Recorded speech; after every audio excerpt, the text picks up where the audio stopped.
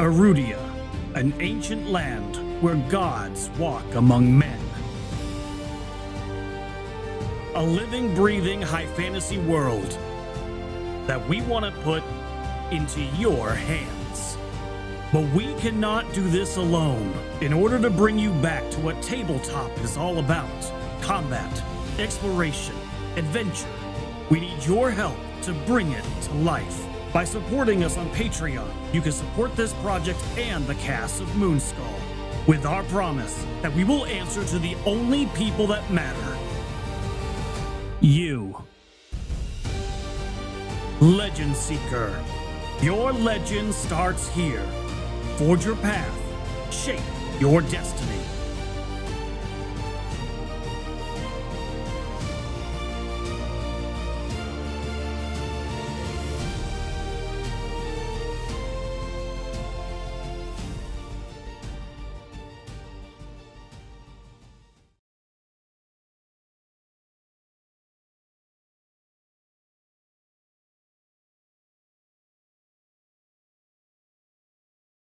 I should no longer be muted. Oh, man. Okay, well. No, you are... No, it should have just been me muted. Oh, hold on. Dagnabbit. Everything is weird. All right, now everybody should be good. Now everybody should be good. It's a Are you sure? homunculus. We need We subtitles. don't do talkies yet. This is why people have producers, okay? They This say is they just hear me. you, Moss, and nobody else now. Yep. Oh no, I've got everybody fixed. We're good. Sure. Yeah, this is why people have producers, and I am no producer. This is just me running this show here, and you shouldn't trust me to run the show. That's all I'm saying. Anyway, JT, why don't you repeat how you're doing this evening in exactly as eloquently as you did previously. I still feel fantastic and can't wait to get Dave dead. I mean, start this thing off wonderfully. Let's get going. Fantastic. I love the sound of that. Dave, how are you this evening? I'm doing fantastically wonderful, awesome, and ready to die. I love it. I love it. That's the spirit. And Shark, how are you this evening? Oh, I'm all right, I guess. You know, a little bit of Boucherin. I'm going to pretend like I know exactly what that means. No, I just figured since I have to got stuck with Chinese, I got to speak Chinese occasionally. Oh, okay. I thought he was speaking French. Oh, You know no, what? French I actually know. I don't know Chinese. This is just me learning it off the cuff. See, I love this because Your as soon as Chinese you- sounds like my Massachusetts. As soon as you start saying words in Chinese, I'm just going to assume you're doing something that gets you into danger. That's how we're going to play that. Okay. Das ist gut. All right, Nomi, what's your favorite kind of pudding? Banana pudding Yep, with yep, extra vanilla wafers Blech. yep. Kind of figured. because I love white cookies. I don't know where I was going with that, but yeah, no, I like banana pudding. She likes white crackers. And then I'm not gonna lie, Moss. Earlier today, I was actually crying over my banana pudding. I really was. I was crying over my banana pudding because I got so sad. And you want to know why I got sad, Moss? Why did you get sad over your banana pudding? Because I was crying. I was crying over you because today is December 1st, and I thought you would go back to the North Pole to help Santa because you're a little elf. Lord. So that's why I'm like, I'm not going to see Moss for a month. And then he started yelling at me through Frost, text how are you this evening? That was a long build-up. It was a long trip for that joke, man. It was like getting to the train in the last campaign. I'm doing well. I'm interested to see where the hell this is going to go because everyone is completely grounded and everyone has made characters that are completely fitted for adventure. I love it. That story made me feel like somebody else never left. You got a point. You got a point. Yep, that was very... You know what? You're playing two characters tonight, Nomi. I hope you know that. Yeah? No, you didn't tell me anything. Never mind. Don't worry. Oh, wait, We'll wait, play wait, the second wait. one great. I The got terror on it. her face was real. That was great. Actually, I just picked it up. Sorry, guys. You smelling what we're I stepping thought in? she was gonna start crying. I'm like, oh no. Do you want me to cry? I can cry. I know how to cry. Can you cry on command? Yeah, I can. Wow. Okay. Wow, I'm a sociopath too. I mean, wait, what? Yeah, I expect No, some. I'm kidding.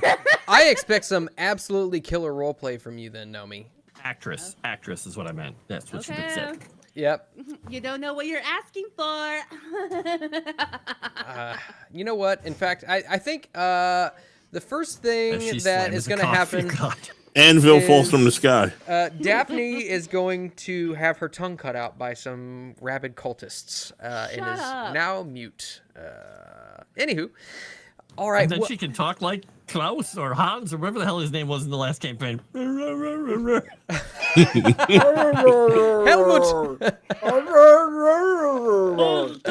That's the guy. Wow.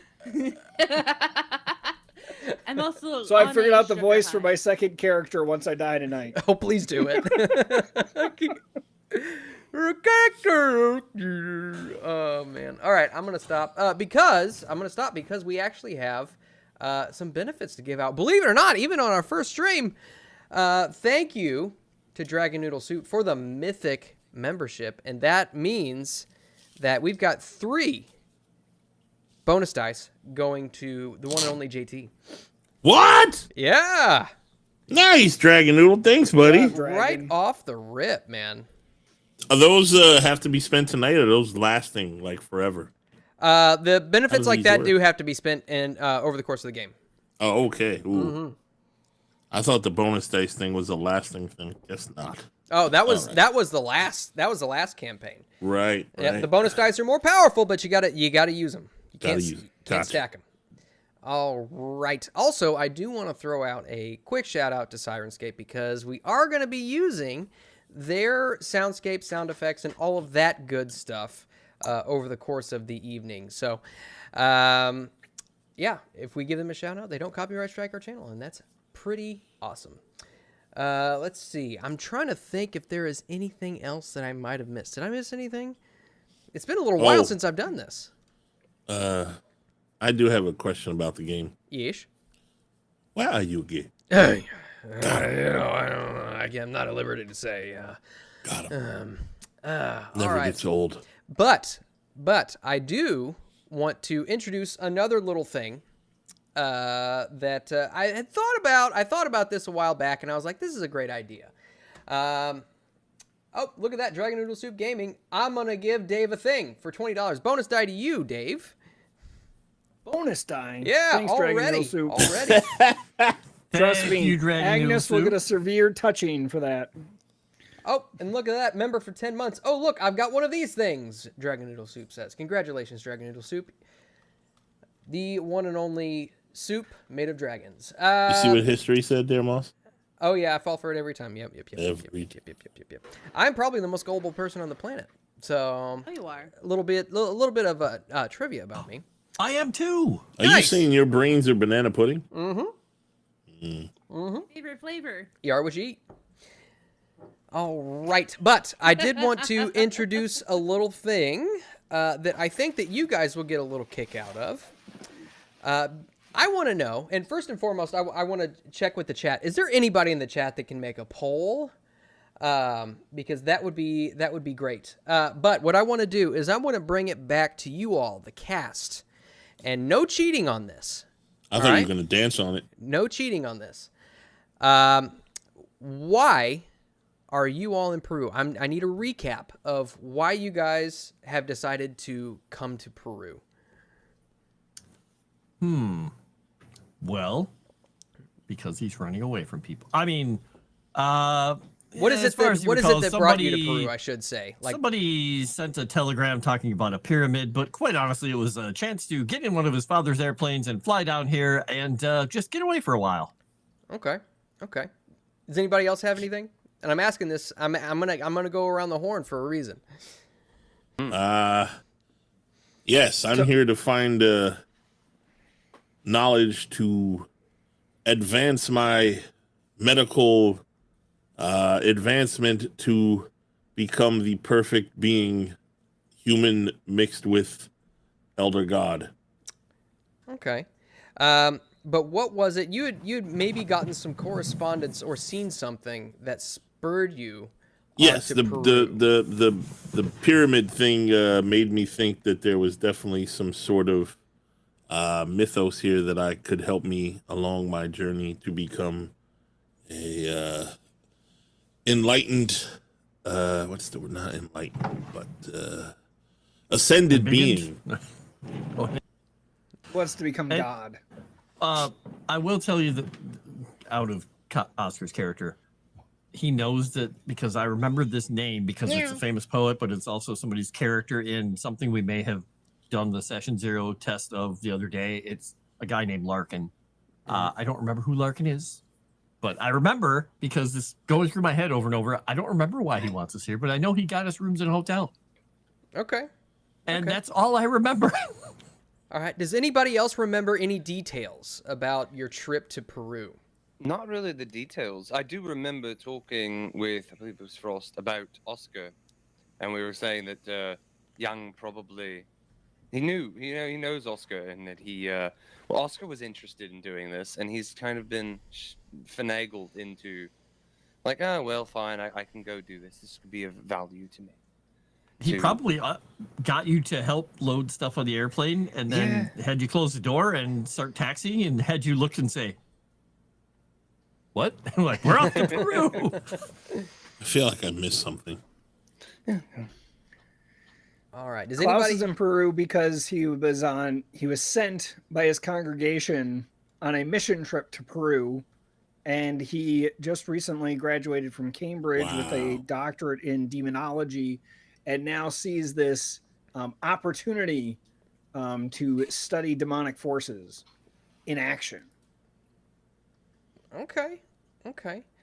Nomi, you got I will anything? tell you real quick, Moss. Yes. Coming for Erudi. It's on the desktop. I just noticed it. I know. So I know. Oh, okay. I was like, It is. Yeah, the telegram. Nomi, I do you just have noticed because anything? I moved my character sheet. No, I have nothing to share. Okay. So what I want to do actually, so I see Erudi in the chat. He's already started doing polls. Erudi, could you put everybody's name in a poll?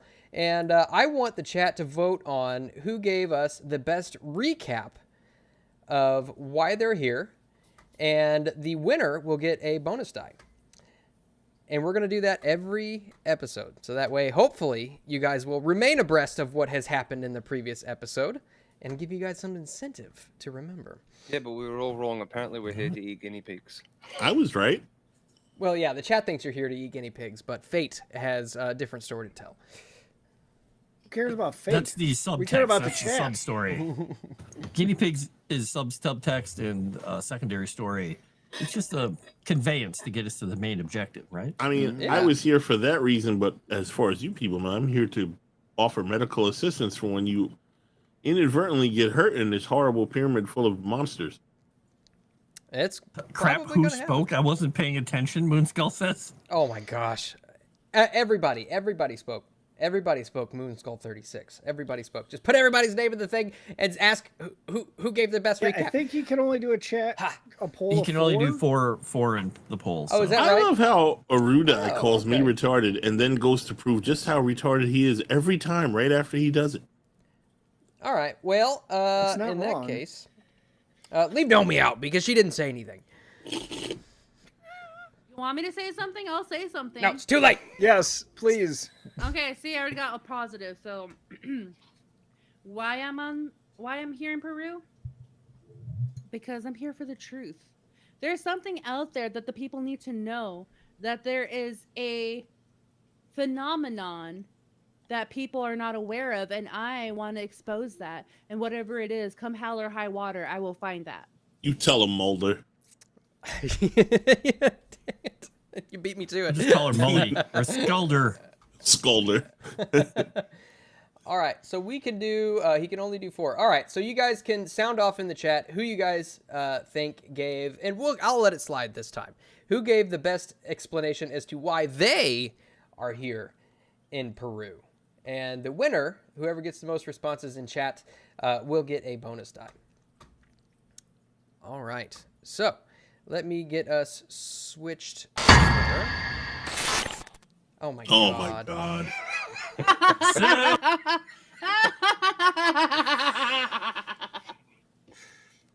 Good lord. Bloody Some things don't favoritism. Hey, change. for $50, I'll drink this whole bottle. Well, I wouldn't say whole bottle, but the rest of this bottle of wine I have here. Oh, Somebody please do that. I need you, Lucid. Nomi, for God's sakes, please. I'm begging you. Don't. What? This is her lucid? What, Moss? Lucid! She's No. gonna kill. You're. You need her? Stop muting yourself in mid-sentence, old man. I'm trying not to say the wrong words at the right time. Wrong words at the right time. Yeah, that could get you into trouble. That could definitely get you into trouble. So, let us begin. Whoa, look at I think Nomi might have won. Sad thing is she almost lost to herself. It's crazy. That's pretty crazy. Nomi beat herself. Wait a minute. Several times. All right. Let me see. You know what? Dagnabbit, all the music in here Sounds is great. not what I need, but you find yourself. Are you playing it in game, or do we need a link like oldie Nope, times? it's gonna play directly through Foundry. Oh, Awesome. Okay, for real. Who had the best recap? There you go. So, you find yourself around a fire-lit circle. The priestess whirling around, chanting dim words from an ancient spell. You look around and you can see the cult executioners busying themselves with screaming sacrifices. You watch as they slit the throats of the sacrifices, the blood begins to flow, a chill wind springs up, and you feel a flash of fear. You can see the wind somehow becomes visible, a black vapor against a gibbous, leering moon. And slowly, you can feel your terror begin to grow as you comprehend the monstrous thing taking for you. The corrosive stench hints at its vileness, somehow beyond evil. And you see it. A great red appendage, which alone constitutes the face of this thing. Your courage dies, and you flee, unseeing, into the night.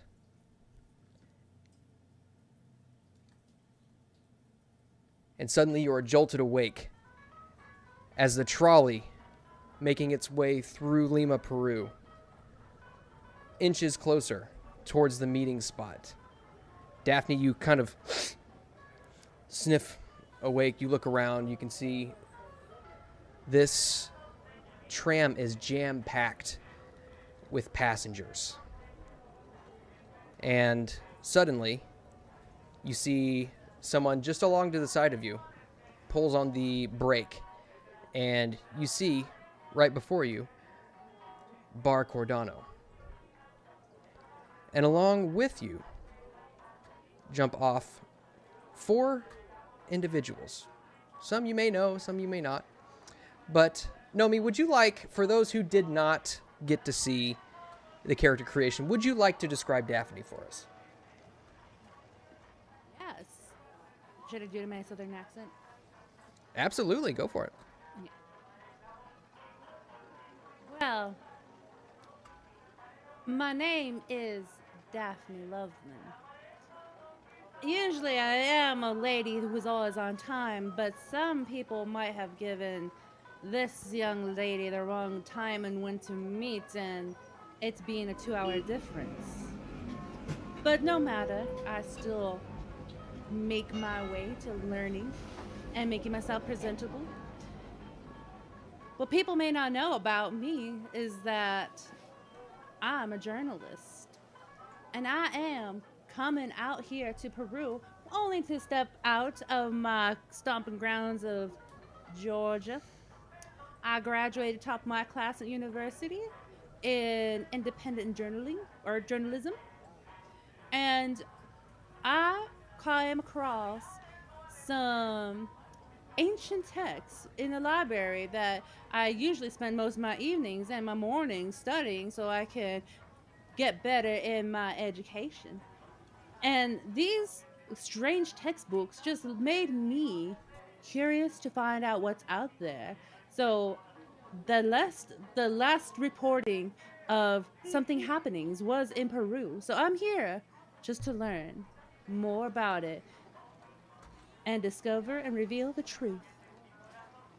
I love it. And this, now keep in mind, chat, this is not the final artwork, but I am going to show you the placeholder that we've got here. Let me switch over to our game screen here.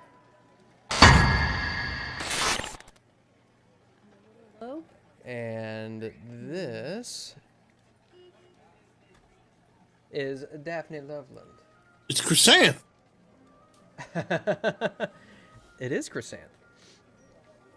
And as you get off and you look around, you can feel that the air is very stuffy. Mosquitoes buzz right around your ears. You kind of begin to swat them away, and stepping right up next to you is a very tall and dapper gentleman. Frost, would you like to describe Oscar for us? Yes, Oscar is, well, tall, rather thin, has his hair a bit long for the times, but looks a little more rakish this way.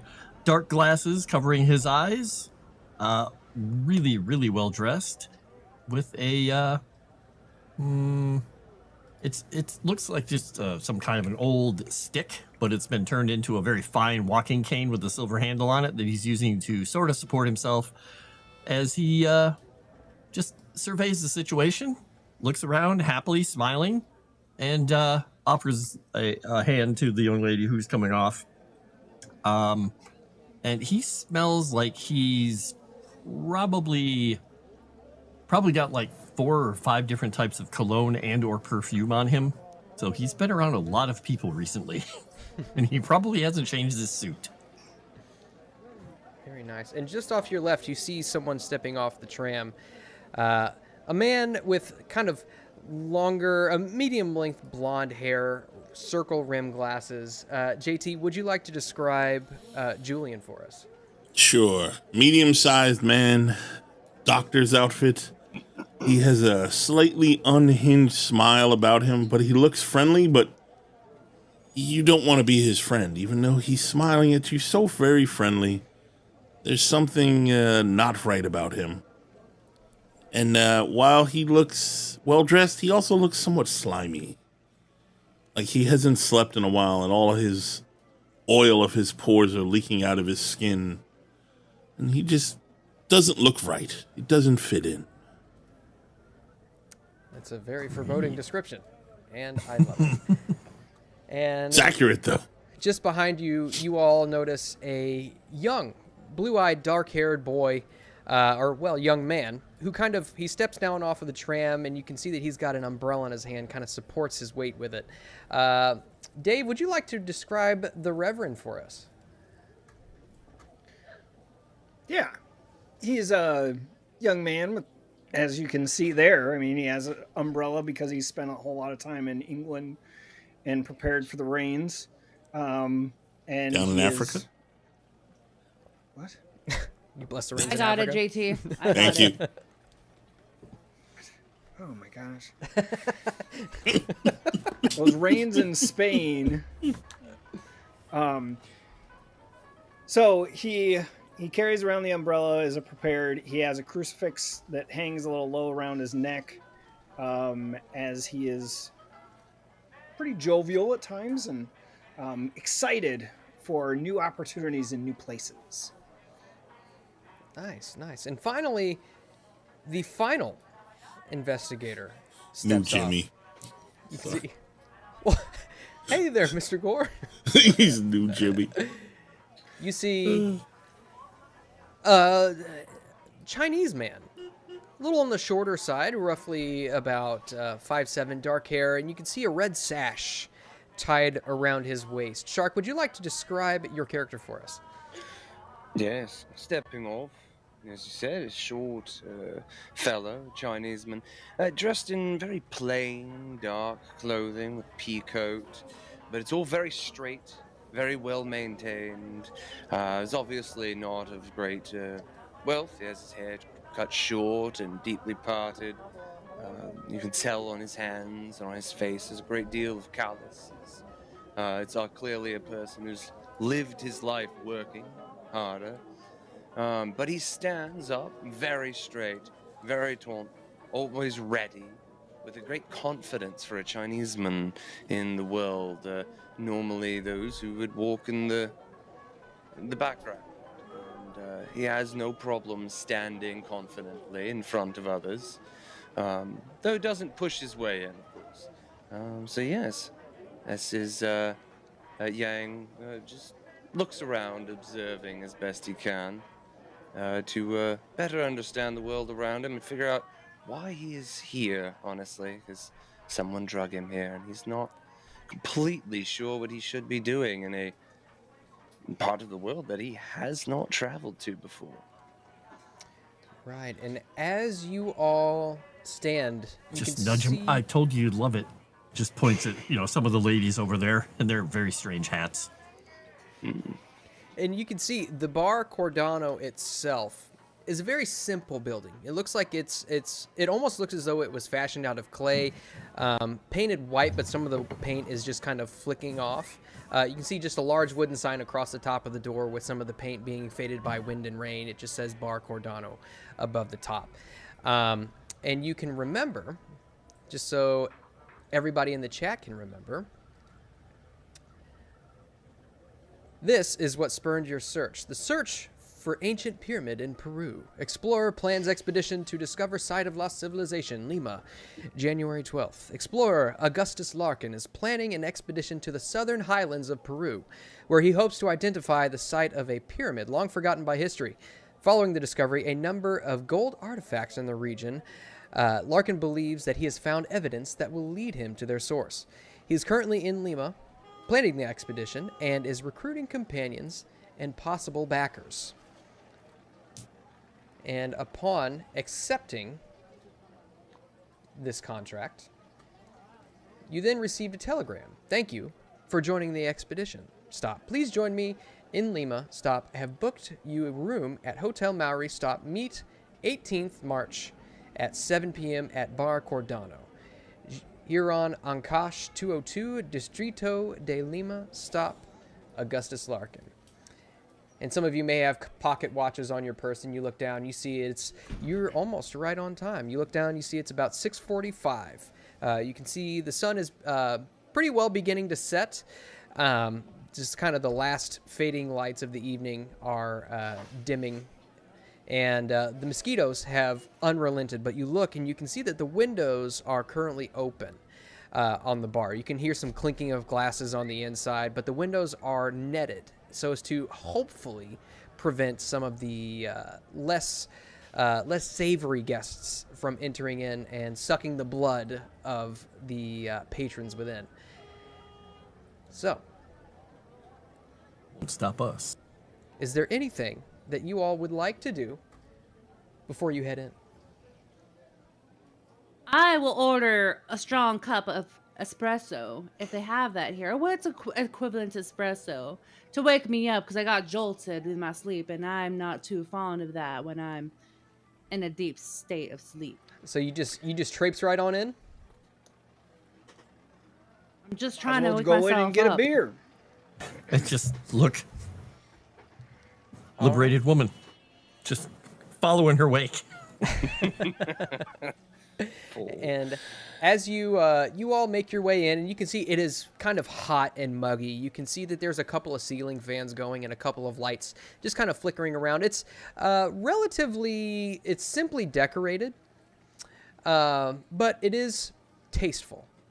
You can smell the smells of, it smells like some sort of a sweet and sour fish cooking in the back, and you can see a sign just above the bar that says Especial pisco sour. But you approach the bar, and the bartender comes over to you and says, basically says in Spanish, "Can I help you?" Does anybody? I know Dave speaks Spanish. Does anybody else speak Spanish? Claro que sí. I do. Yo hablo español.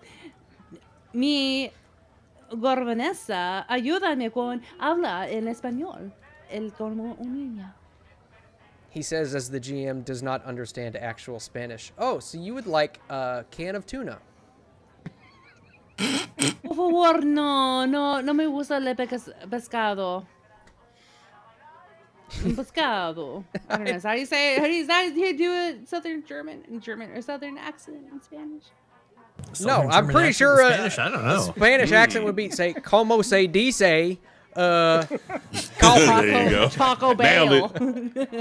Oh, and Taco Bell. Yeah, and everything with Taco Bell. And up lilt because you want to know where Taco Bell is. Okay, then I won't speak.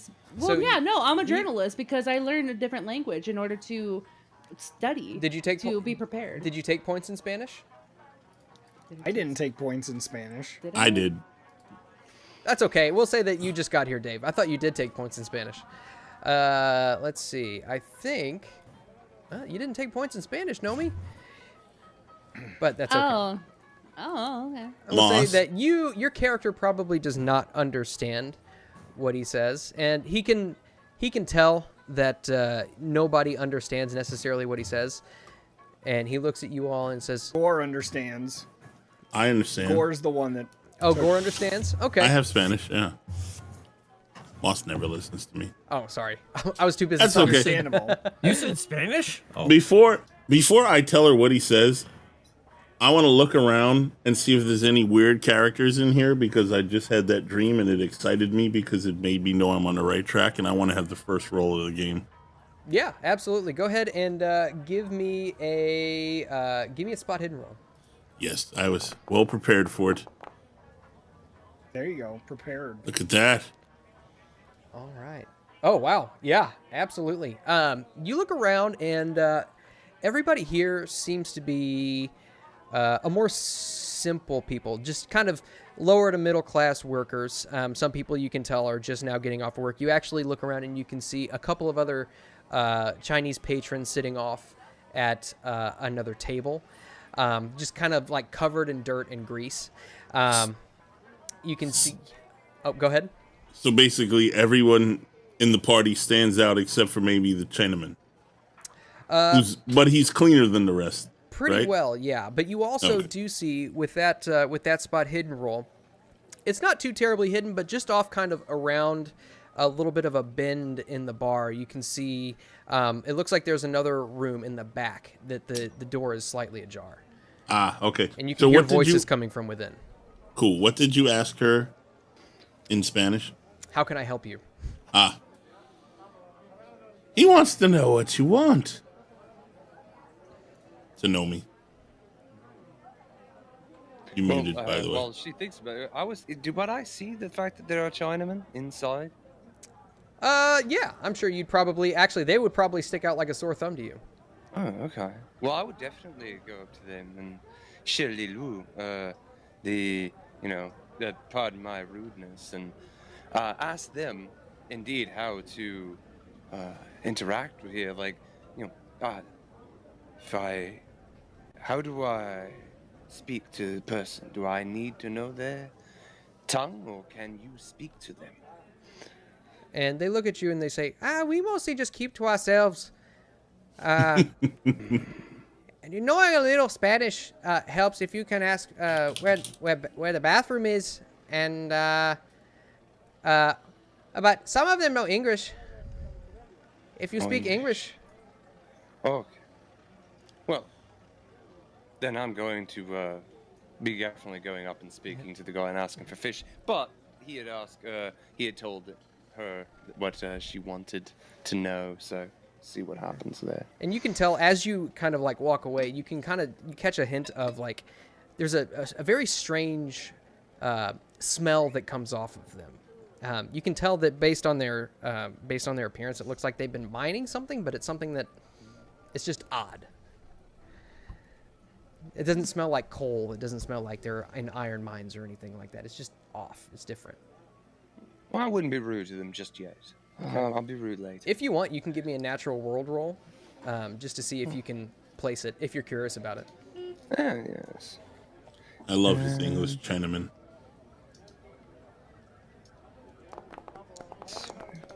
Whoa! Nice. Oh wait, no. Okay, so no, this presents a good opportunity. So if you for the chat, if you expand your roll there, it actually gives you the option to push or spend luck to succeed on that roll.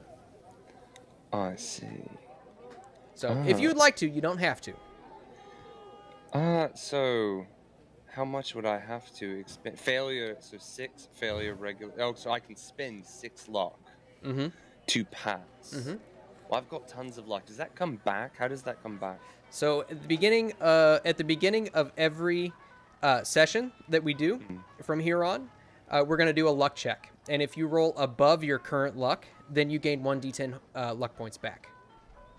Oh, well, you know what? Just for the hell of it, I will push.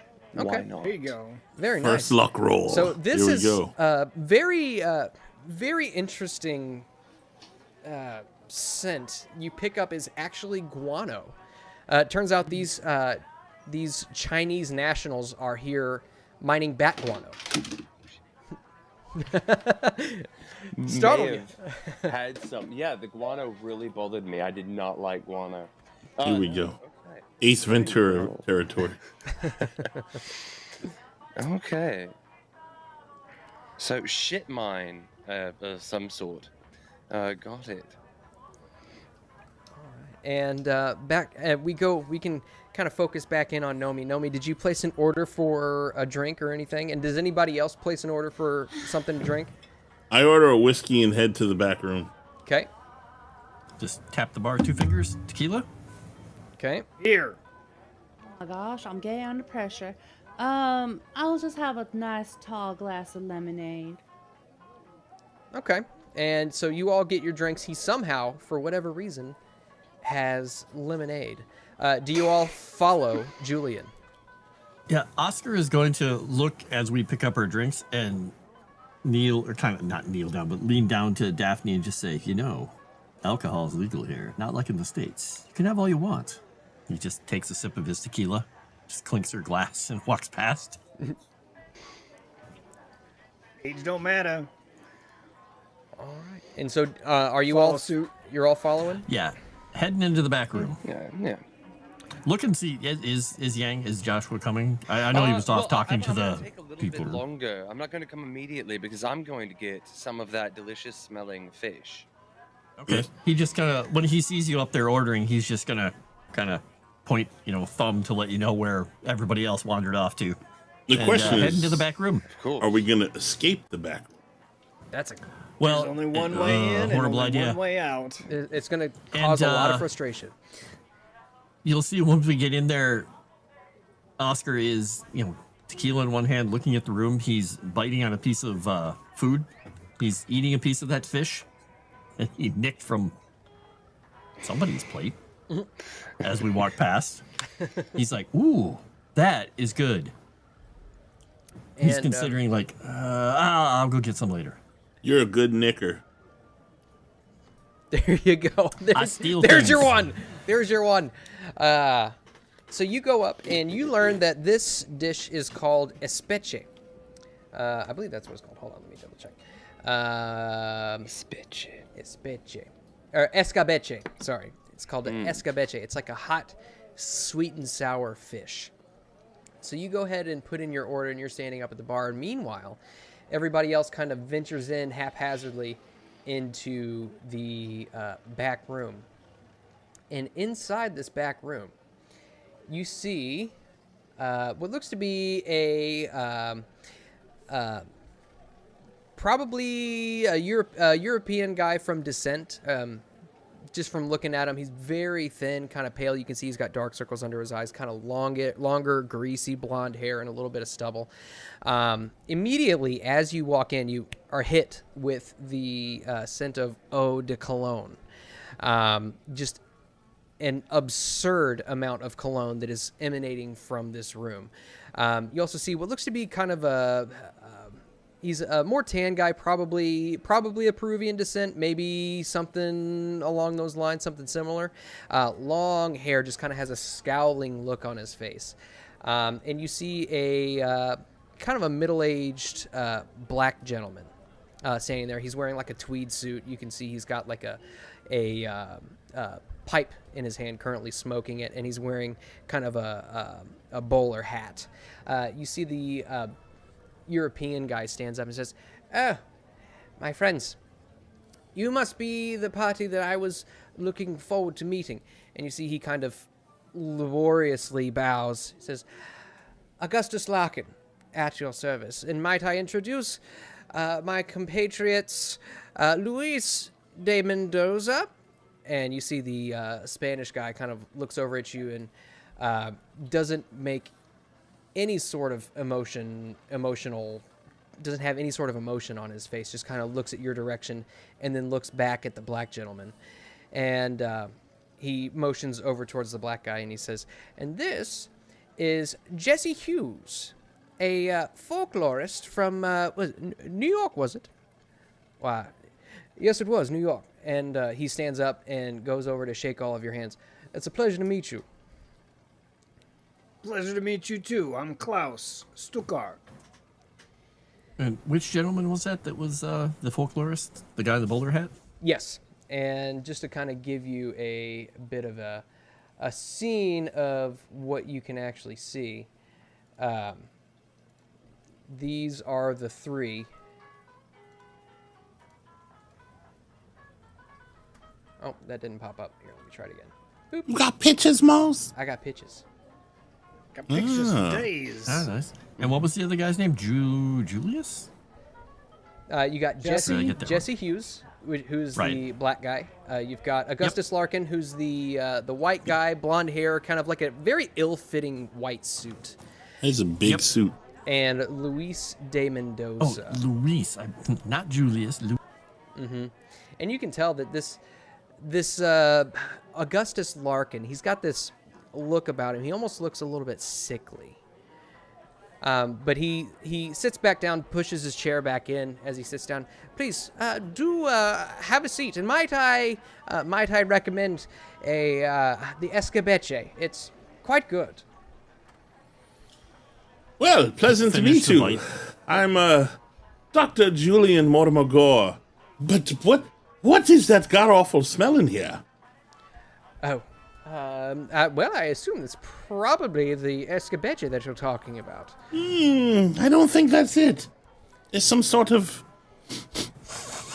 whale concoction in here.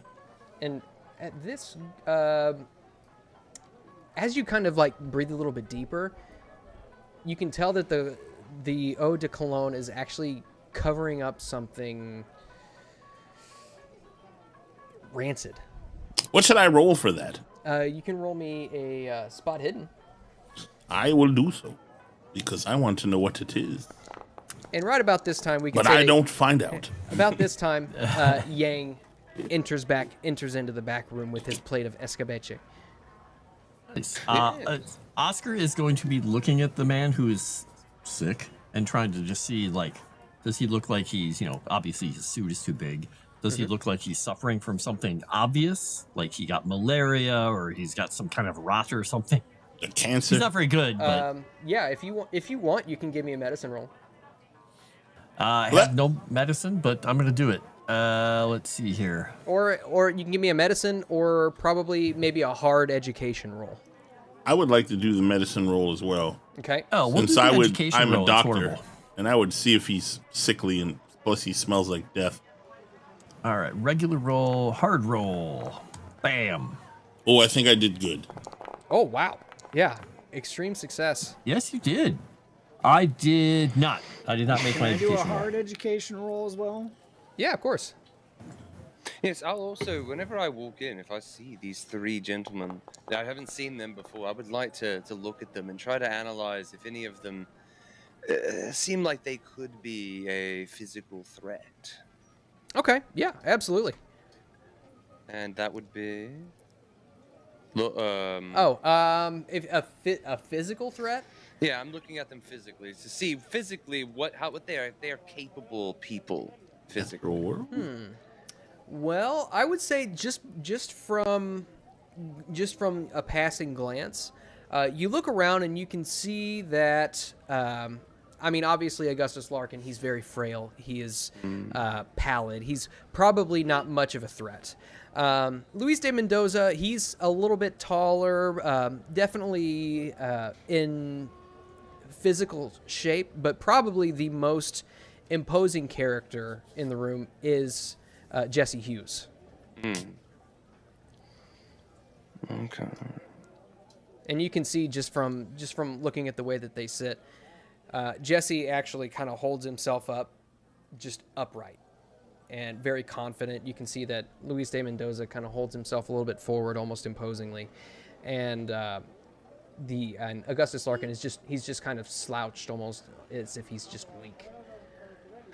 Very well, then I'm going to go up to our big fellow and presuming, because I did not hear the introduction, presuming that he is in charge, and ask him, it's good to meet you. Answered your call. Could you tell us what exactly are we here for, good sir? Oh, pleasure to meet you, Jesse Hughes. And yes, you must be Yang, I believe it was. Augustus kind of like interjects himself. Yes, please. He reaches out and takes your free hand that's not holding the plate. Is Augustus Larkin, pleasure to meet you. Please, do have a seat. We were just about to go over kind of what the plan is moving forward, if you please. And he gestures towards one of the open seats around this kind of longer table. And for you, so Gore and Klaus, you would guess that he is definitely sickly. I can't determine what it is. Klaus, you can tell that he's probably some of the symptoms he's got maybe kind of left over from some sickness that he had previously, maybe malaria or something like that. But Gore, you can tell clearly. You're kind of looking at him, and just looking at his symptoms, he's very pale. You can see that as he drinks up as he picks up his pisco sour and pulls it up to his face, you can see he shakes just a tad bit. And you can tell that he is clearly suffering from opiate withdrawal. Thank you. I whisper in his ear then. And Sarah, are you taking care of your affliction? Affliction? Oh, yes. Just the long-term effects of malaria. I assure you that will not affect my readiness to travel. I whisper in his ear, Sir, I'm a doctor. This is not symptoms of malaria. What can I do to help you?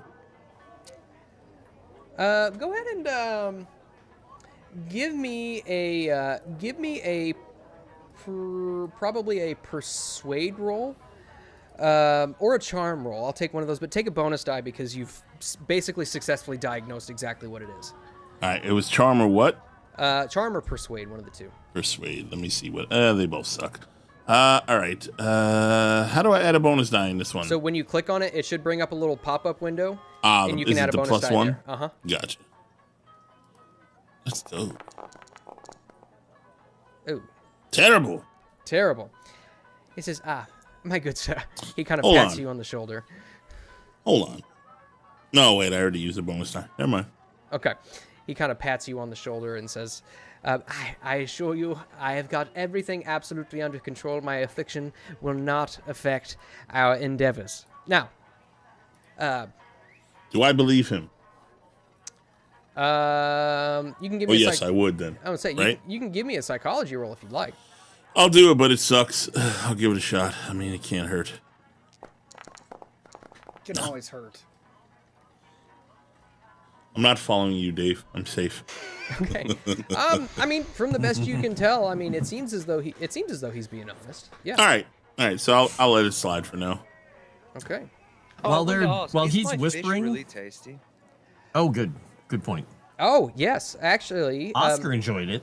yeah. As you you take a bite of this fish, and it's got a good spice to it. It's probably a strange pepper that you probably haven't had. Maybe it's a pepper that's native to Peru, but it's got a nice glaze over the top of it that really gives it a nice.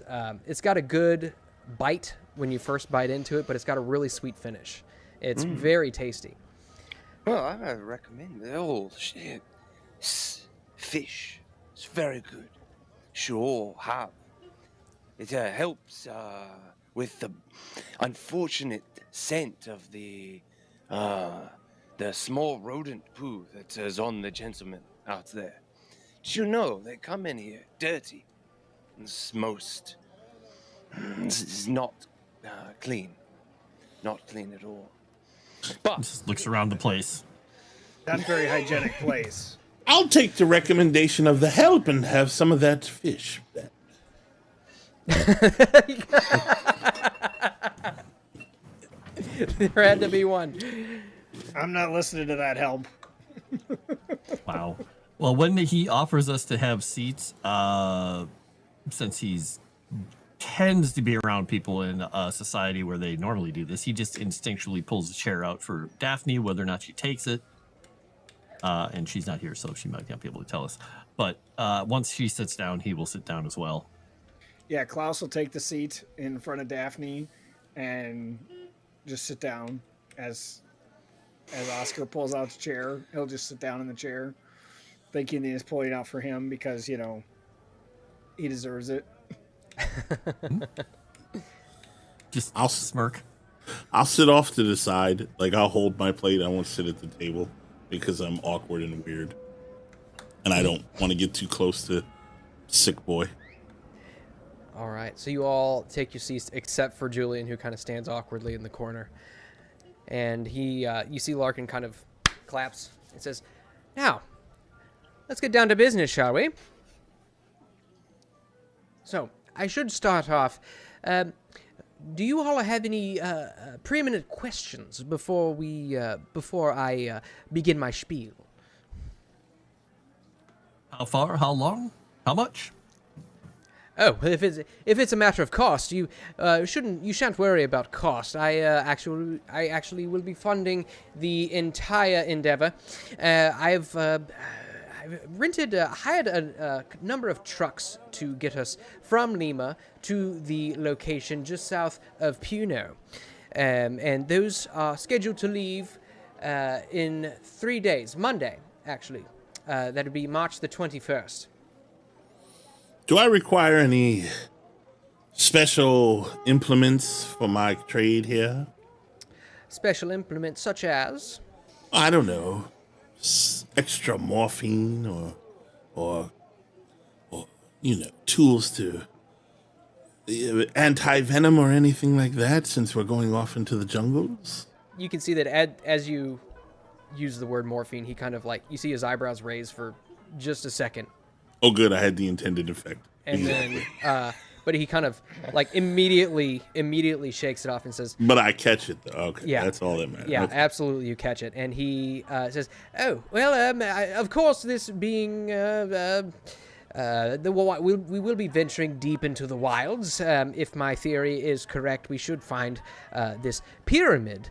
Off in the Peruvian highlands, and as I'm sure you all know, there are a number of poisonous insects and animals, venomous, I should say, for those of you who are more ecologically educated. So anti-venoms perhaps may be of use. However, fret not about the cost or anything. I actually, as the organizer of the expedition, I will also be the financier. So long as you go to procure your items, bring receipts back to me, and I shall ensure that you are reimbursed. So I'm definitely going to want to research what sort of poisonous animals are in Peru and go get the appropriate anti-venoms and extra morphine for him because I know he's gonna need it, and for anyone that gets hurt, and for any strange things I want to do. And I will also ask him, do we know who created these pyramids by any chance? This is the question of the evening. And you see he kind of leans down to the side, and you hear him kind of like fumbling through a bag, and you hear a couple of metal items clinking. I'm going to change the soundscape real quick because it's been on the streets of Lima for a while. He pulls out a couple of items. I like items. You see he lays them down on the table. And first you can see what looks to be a pendant in the form of a man holding two rods or staves. And they're embellished with some sort of like rectangular shapes. And secondly, he lays down a golden cup carved with more geometrical patterns and circles. But this one you can see is inlaid with turquoise. If you want, any of you who have the skill, you can give me an archaeology roll to see if you can identify this. What about mythos? Sure. You can try mythos roll. I'll try it because I don't have archaeology. Oh, look, I failed with. I'm not gonna get it though. But oh shit, I did get it, Moss. I got a 1. Shit. Holy Okay. shit! All right. That's the way, Gore. All right. Gore getting ones. Let me see. The first one, by the way, of the campaign.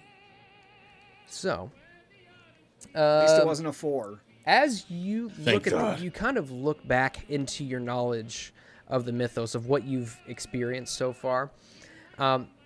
Based on this, it doesn't actually look like there's any relevance to the mythos. So maybe you take a little bit of disappointment in that, or maybe you take a little bit of comfort in that. That's up to you. Probably disappointment. Damn, I was about to be happy and start laughing like a giddy psychopath. Damn it! Nothing occult about these things specifically, though. I is was the doing archaeology archaeology, but get? I was like, So- oh yeah, I should probably. One thing that you, Dr. Klaus, notice is you look at Reverend these. Doctor. Reverend Doctor, sorry. Do you have to say both of those? Is that how that works? You have to say both of those in conjunction? Yeah. Okay. Reverend, Or you could just completely ignore it and just snub him every time you call on him. I'm just going to call you Stuckard from now on. Suckard is definitely the right name. As you look at this, Reverend Doctor, you can see that these are actually from two distinct time periods. You can see that the pendant itself is from the Tiwanaku, probably dating back to somewhere around the 5th century, while the cup is clearly of Incan design, probably somewhere around the 15th century. So I got to roll for this one too. I was kind of hoping to roll for both. Or you, yeah. So that one would particularly pertain to archaeology. If you want to roll for archaeology, you can definitely. No say that. occult on that. I don't have any archaeology. I'm not. Oh, you can roll occult for that. Okay.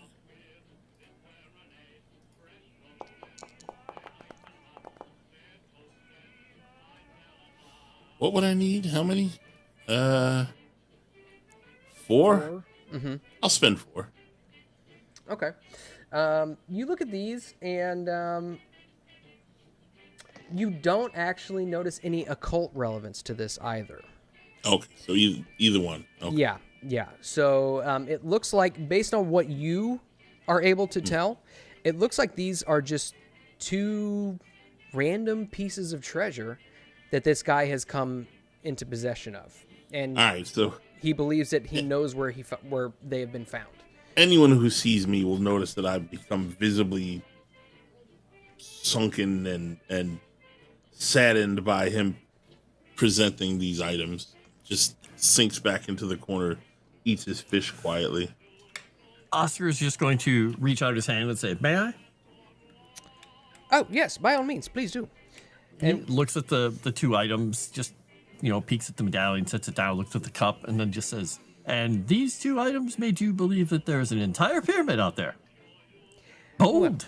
It's I like about it. it's about the They tale come from different eras. behind the items. There's and a tail behind them. Ooh. Speaking of which, thank you, Dragon Noodle Soup. And of course, my chat timed out as soon as I was about to read that. Dragon Noodle Soup, for $20 whole, someone can have a thing if they steal the cup. Moss, what Good job, skill do I Oscar. need for crafting and using bows and arrows? I would say if you're going to craft bows and arrows, you would need an arts and crafts skill, specifically for woodworking or fletching. Probably for both, actually. And for using them, you would need the fighting bows, or that's a firearm skill. It's a bows specific. I missed skill. this in the beginning. Do we have a miracle bar for this game or no? Oh, you know what? I believe we do, and I don't have it put on the thing, so I will make sure that we get that. Yeah, because Dragon Noodle Soup asked that question about the bows earlier for like $2, I think it was. Oh, did he? Okay. Yeah, I apologize. I think. Let me see. Oh, that's right. Chrysanthus doing her thing. She's not here to message me. A Abandonment. great supporter of Dragon Noodle Soup. This is what abandonment feels like. So. Sure. I like how your Dave's camera, it just like fell down to your hands, whatever you were doing down there, and then went right back up to your face. So, at that, he says, yes, keen eye there, Reverend Doctor. I knew that bringing you on board would be a boon to our expedition. But you should know that while I myself have not been to said pyramid, I actually bought these items from an alpaca farmer near Puno. He claimed that his grandfather recovered them from the tunnels beneath a pyramid high in the mountains. He said that the grandfather never returned to the site because of some sort of a superstitious fear that surrounded said pyramid. He didn't explain exactly what it was, and his father never told him. But he told his family that there were other treasures in the tunnels. And he said he couldn't give me a precise location for the site, but subsequent research has provided enough detail for me to narrow it down to a site just to the south of Puno in the Peruvian highlands. I have a question. Tunnels. Yes, the tunnels beneath the pyramid. And yes, he points over to Gore. I still look sullen and disappointed. What is everyone else's here's role in this venture? I'm curious. Oh, well, clearly the Reverend Doctor is a known theologist himself, and quite the archaeologist, if I may say so myself. Young Yang here clearly has abilities of the martial variety. We have Oscar, who, is a bit of a dilettante, and as I did say in my telegram, I was looking for backers, and I would assume that Oscar, in his most extravagant generosity, would perhaps like to invest in such an endeavor. And clearly, Mr. Gore, gestures back to Julian, has quite the knowledge in occult and such, and also quite the medical doctor should something happen out in the field. And obviously, we would want the story told and None passed of them. around. You don't know about the occult thing. You just know about the medical. Oh, okay. Yeah. The good doctor, should something happen to somebody out in the field, and the world will also want to know of such a discovery, hence Miss Loveland's presence. You're too kind. Well, that's most interesting. But what's your reason? You want to go and mess with something that is dead? Is it for money, or what do you get by going? I mean, think of the discovery.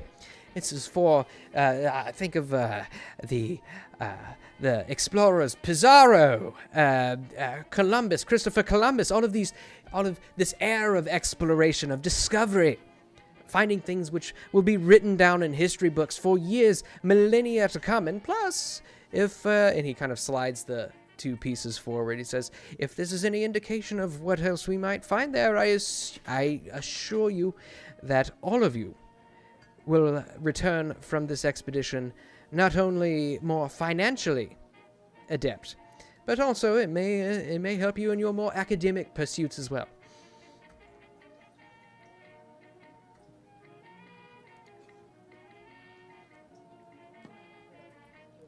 And you can see he kind of picks up his glass and takes another drink of his pisco sour, and you can see through the clear glass it's like it's kind of like a creamy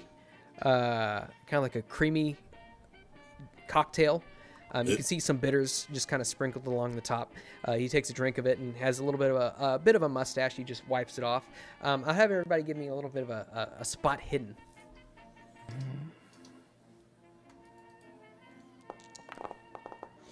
How do I roll again? Don't worry about it. Nomi, you go to your sheet, and then the sidebar that says skills, and just click on the skill. Oh. Oh my God, my dogs! What have you eaten? Bleh. Tooting All the away. banana. Another one. Farting. Where do I find so my much. sheet? Oh my goodness! You could just go to the top and hit the skills button. All right, Oh yeah, that's true. Oh wait, I figured it out. there you go. How much have you had to drink tonight, Naomi? Only a mint Majesty tea with 3 honeys, the way Charlie Kirk likes it.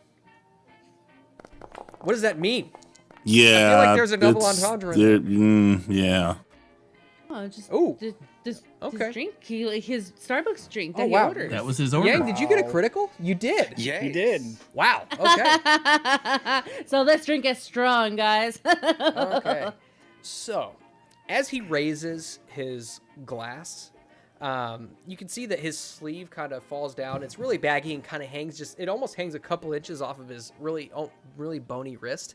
But you can see the veins that run up his hands and up his forearms are dark, almost black and sickly. But more than that, Yang, you actually notice that his shirt kind of falls open a little bit, and you can see the beginnings of a tattoo kind of running along his chest. God, I wish I saw that. All. Mm.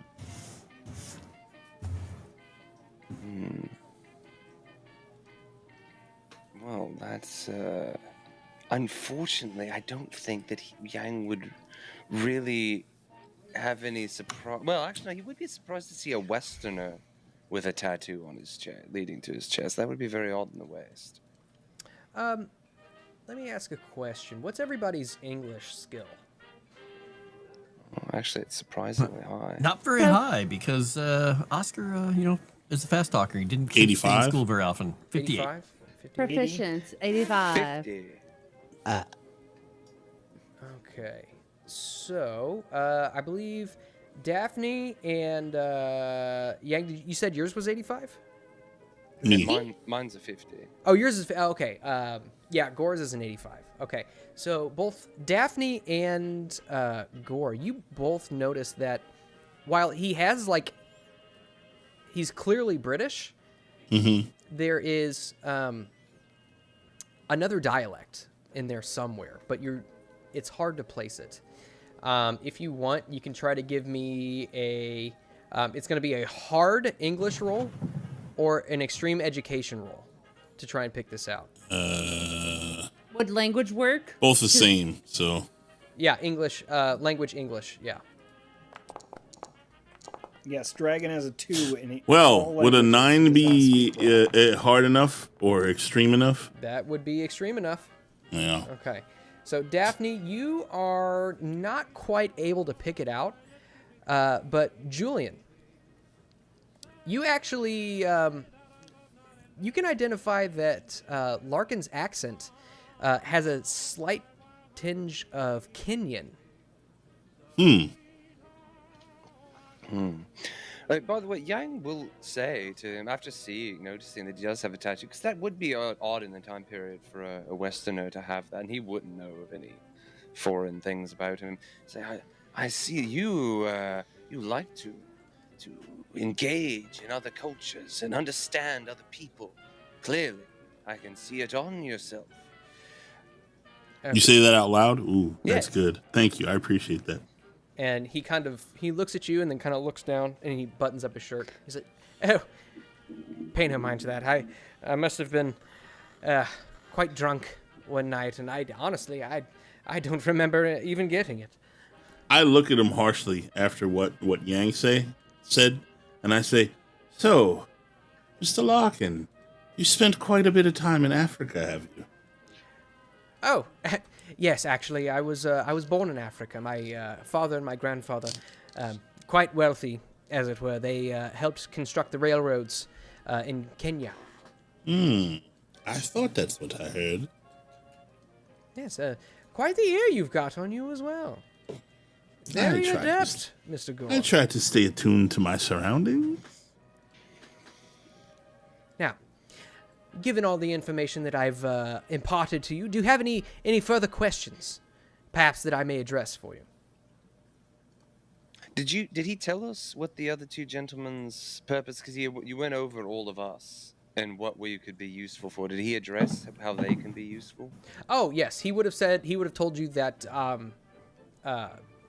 Jesse Hughes is a folklorist, so his job was basically to gather information about folklore about the area to see if maybe there's some sort of connection with any potential ancient sites, ancient pyramids in the area. And Mendoza is actually, he refers to kind of as muscle, like a bodyguard. So we have two muscle. Wait. So Mendoza, the frail-looking one, was the Other muscle- frail-looking one. Well, Mendoza's not frail. You can tell that he's... No, he's Okay, just he's not as frail as big as- Yeah. August, Mhm. but he's not as burly as Jesse. Correct. Yeah. Jesse looks like he's probably seen some military service. Mendoza just looks capable. I look over at Jesse and I say, sir, I would like to pick your brain at some point about your knowledge of this area, if you don't mind. Oh, why? And I smile at him, really fucked up looking. That sounds like a distinct plan. I think it would be good to be able to understand more about the different religions in this various area and different gods and mythos that they may have. My young man, you look all of 15 and some like a rough old man already. Well, it's the gruff lifestyle. You must smoke a lot of the Lucky Strikes. I don't know what that is, but thanks. Never touched one of those. I'm not going to say the word because it'd be appropriate. Nice. That word. Well, I suppose Why there's would you nothing bring else up to Moss at a ask. time like this? Oosh. There's nothing else to ask, but I guess you have a number of people going. You have trucks. You've arranged the rooms at the hotel for us, you said. We have a place to go at the end. What is the time frame? Time How frame. long are you planning on being days. out here?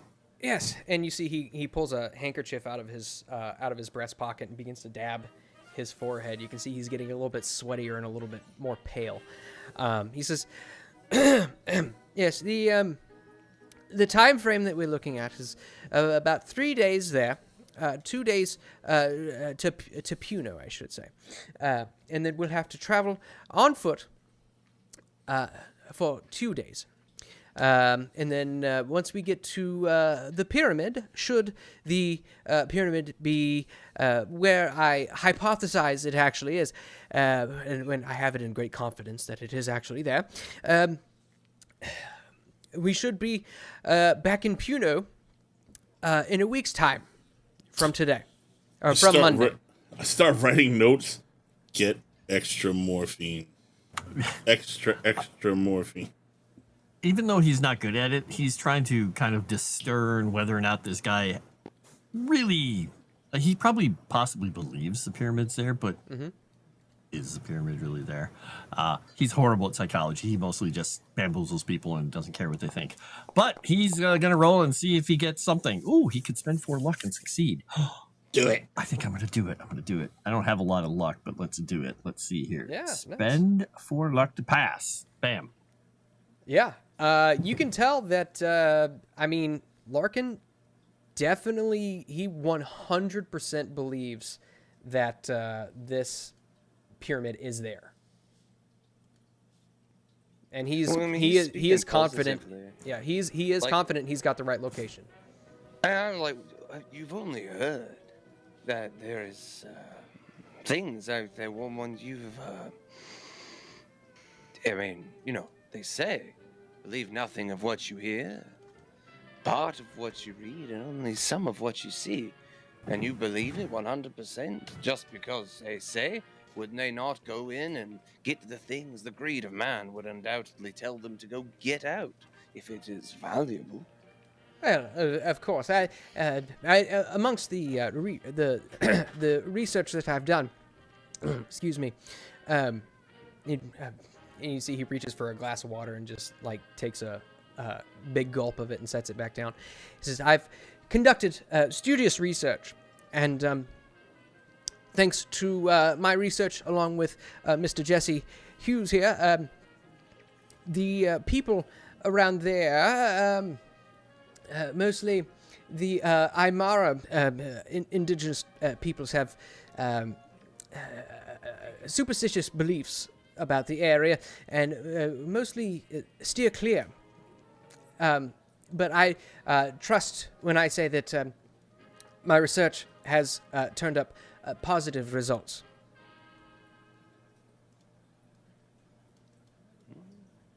Very well. It is your endeavor. Now,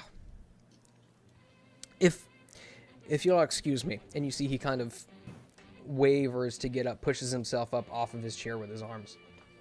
Help him up. Get up quickly. Come on over and help him up. Thank you, Olbeen. Now, as you know, I have reserved you all rooms at the Hotel Maori. I will be. Where did that cup go? At this I point, think it's still on the table. At this point, he Dang stands it, up. Oscar? At this point, Hey, he's not that obvious. he stands up. He gathers up the pendant and the cup, and stuffs it back into his bag. You hear it kind of clang with the sound of like heavy metal. And he stands up. He says, "I will be staying at the Hotel España. Unfortunately, they were out of rooms at the España, so the Maori was a good second choice for you all. But rest assured that it is within a 10-minute walking distance. Now, if you'll all excuse me, I am. I must retire, as I've grown quite weary." All right. And nod to the other two gentlemen. I'm assuming that the party's over then?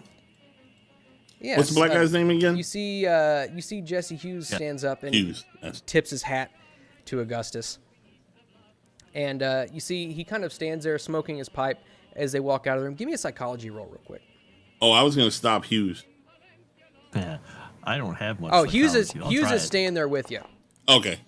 Oh, man. I could spend more luck and succeed, but I think he's going to fail this one because he's kind of just watching the old man walk out. Okay. 48. Okay. Yeah. Anybody else? Sure. Yeah. I assume that all of you are probably watching them both walk out. What are we rolling? Psychology. I'll give it a shot, even though mine is terrible. I've been pretty lucky. Nope. Okay. Oh, a 36. 36. Okay, Daphne, did you want to roll? Yeah, I'm rolling right now. I think I got the first 36 and 69 of the game. Okay. Well, that's not a fumble, so that's good. So, And one. you all kind of watch them walk out. When Yang, you actually look and you watch as Mendoza walks past, and you can see that he shoots Jesse a kind of a hostile look. He's got kind of a scowl on his face as he looks at Jesse, and then does an about face and walks out the door. Now, if you all would Well, I don't know about you. And he opens up his tweed jacket, pulls out his pocket watch, stuffs it back in. He says, I'm not ready in this party. Would you all care to join me for a drink at the bar? I most certainly would. I'd like to talk to you about what you know of this place, or this area, or the rumors, or any of that stuff. Yeah, well, do they have baiju? Yeah. Do they have what? Sorry, Baiju. It's a Chinese liquor. Oh. I'm sorry. Baiju. Unfortunately, and you see, he actually looks at you and he says in Chinese, he says, unfortunately, the drink selection here isn't quite as international as you might prefer. Oh, And I look at him and say, I don't think they follow that practice here.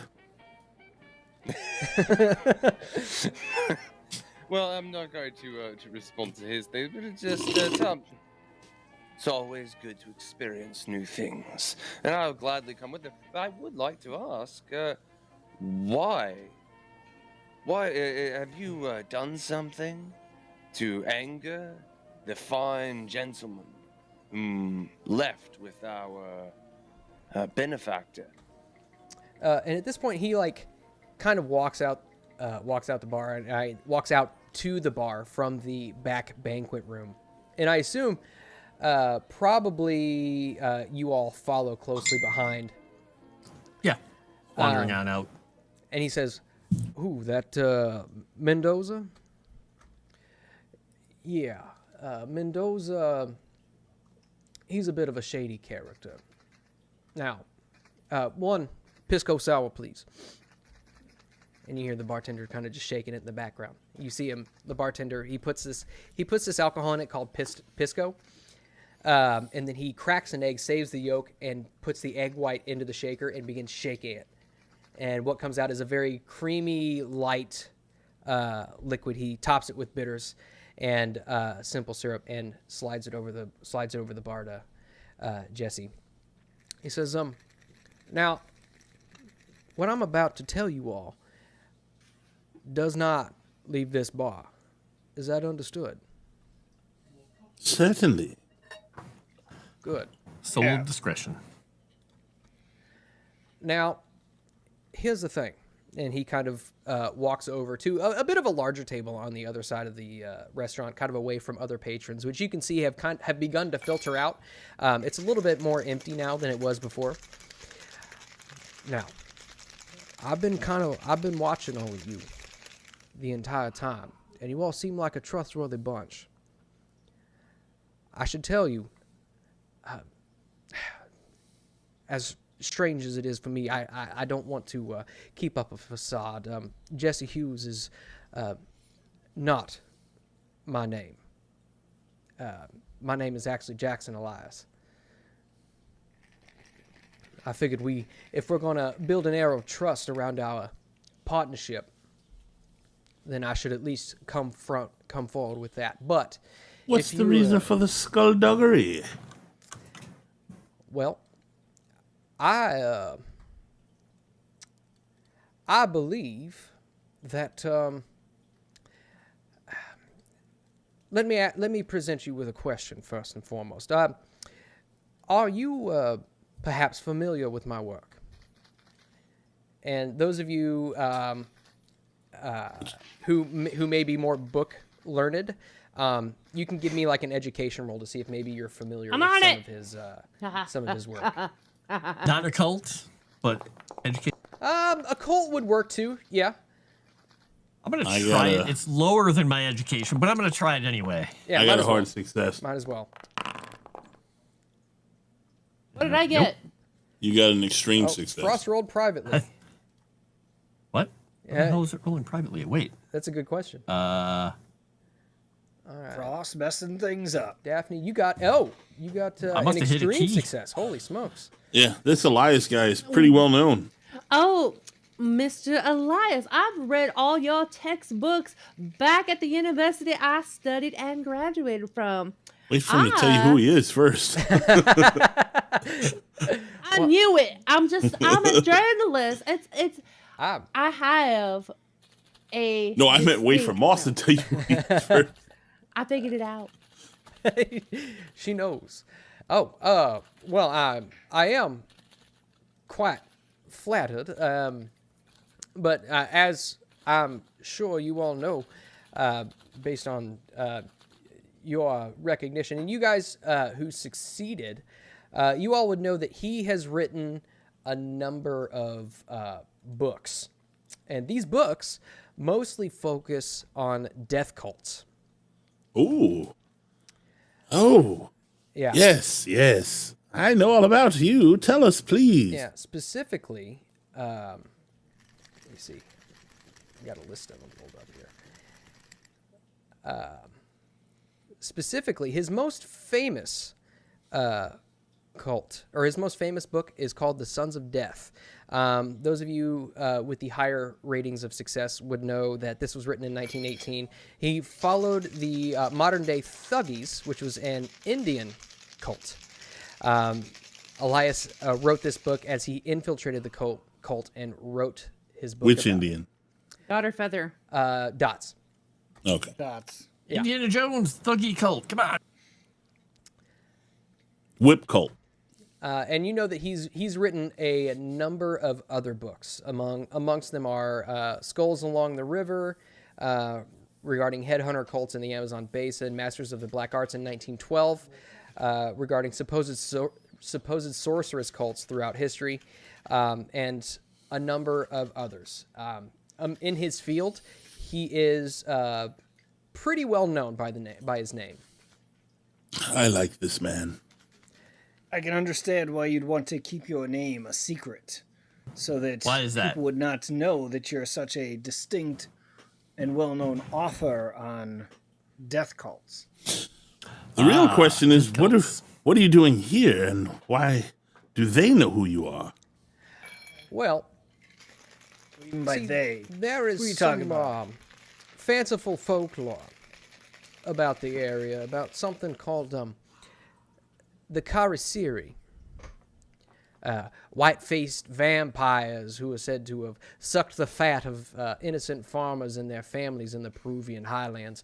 Now, I don't necessarily lend any credence to such a claim, but when cross-referencing it with some reports of mutilations in the area, I figured, well, perhaps there's something to this. Now, as far as vampires, I'm not sure, but there are connections to some ancient cult activity regarding when the Spaniards first landed here in the 16th century. And I think it is my hypothesis that this cult still exists here in the highlands of Peru. What's his real name again? Jackson Elias. Elias. Mr. Elias, I assure you, there are higher beings in this world. So, maybe what you've discovered does exist, or some form of it anyway. Well, And he starts smiling even more creepily than before. you see, he kind of winces a little bit at your weird smile. He You says, should. Yeah, I am a God-fearing man, and I do believe that those who deserve it will get their just desserts. I look at him real close in the eye and go, Mr. Elias, there are gods, and then there are gods. And the two were Too much not spicy created. fish. The two were not created equal, I assure you. You're right. There's only one Right. true God. You poor boy. You have no idea what you The think rest you are know. meaningless. Right. All that aside, I believe it is my belief that Mr. Mendoza is a key figure in this cult. You see, I've been here for about 4 months, made some interesting contacts, and I actually tailed Mendoza a few times, and I think he may have caught on to me, given his piercing glares he's been shooting at me. But I think that both he, Mendoza, and I'm sorry, de Mendoza. I keep forgetting that middle part is part of the last name. And Larkin are potentially key figures in this cult. So do you think they're luring us into some sort of trap, or what is their motives? That remains to be seen. I do think that there may be some sort of perhaps a ritual, but I don't know everything. Now, I do have another contact at the museum of, what was it called? Museum of, at the Museum of Archaeology and Anthropology. His name is Professor Nemesio Sanchez.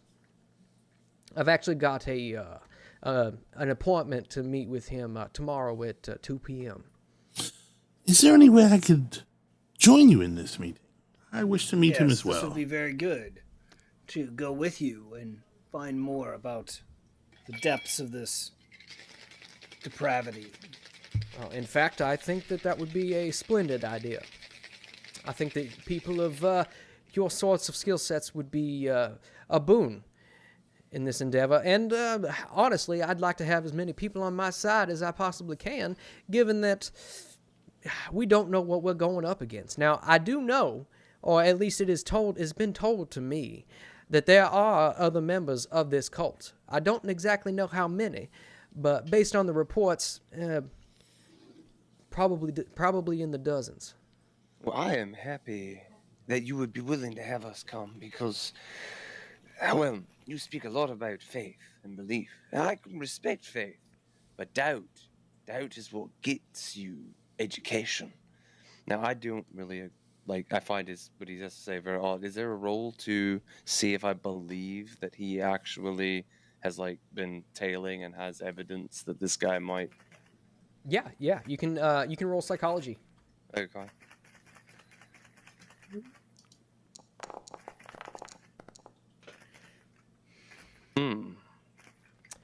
I mean, to the best of your ability, it looks like he's being pretty honest. And keep in mind, you can any of these rolls, you can push them, unless they're combat or sanity. You can't push those. But any just strange roll. Let's see. Yeah. Okay. Yeah. Perfect. Okay. There you go. Okay. Now, one thing that I will ask is, if you fail the first one, how do you push it? What do you do in order to what does your character do in order to put forth a little bit more effort into succeeding on this roll? Well, whenever I mention the fact that I can respect faith, but doubt is what gets you education. I'm looking him dead in the eye after I'm finished speaking, and I don't blink, and I just stare at him, seeing if there is any sort of chance that maybe he flinches, maybe he looks away, implying that he is worried that I can see that he's pushing us towards a way of doubting the two gentlemen who are not here. After all, they're not here to defend themselves. Okay. I don't like the idea of them not being able to do such. Yeah, absolutely. With that roll, you notice that as you say that, he looks at you square in the eyes, and you catch a hint of respect coming from him. You can tell that based on the way he looks at you and the way that he's been talking about all these things, he's a rationalist. He thinks that there's a logical explanation for everything. But you can tell that he is confident in everything that he said, and based on your role, it doesn't seem like he's lying at all. Okay. Mr. Elias, one more question. Do you, perchance, have any documentation on this cult? I would like to read more about them. Know more about them. Well, I am in the process of writing down my findings. Of course, it is a rough manuscript.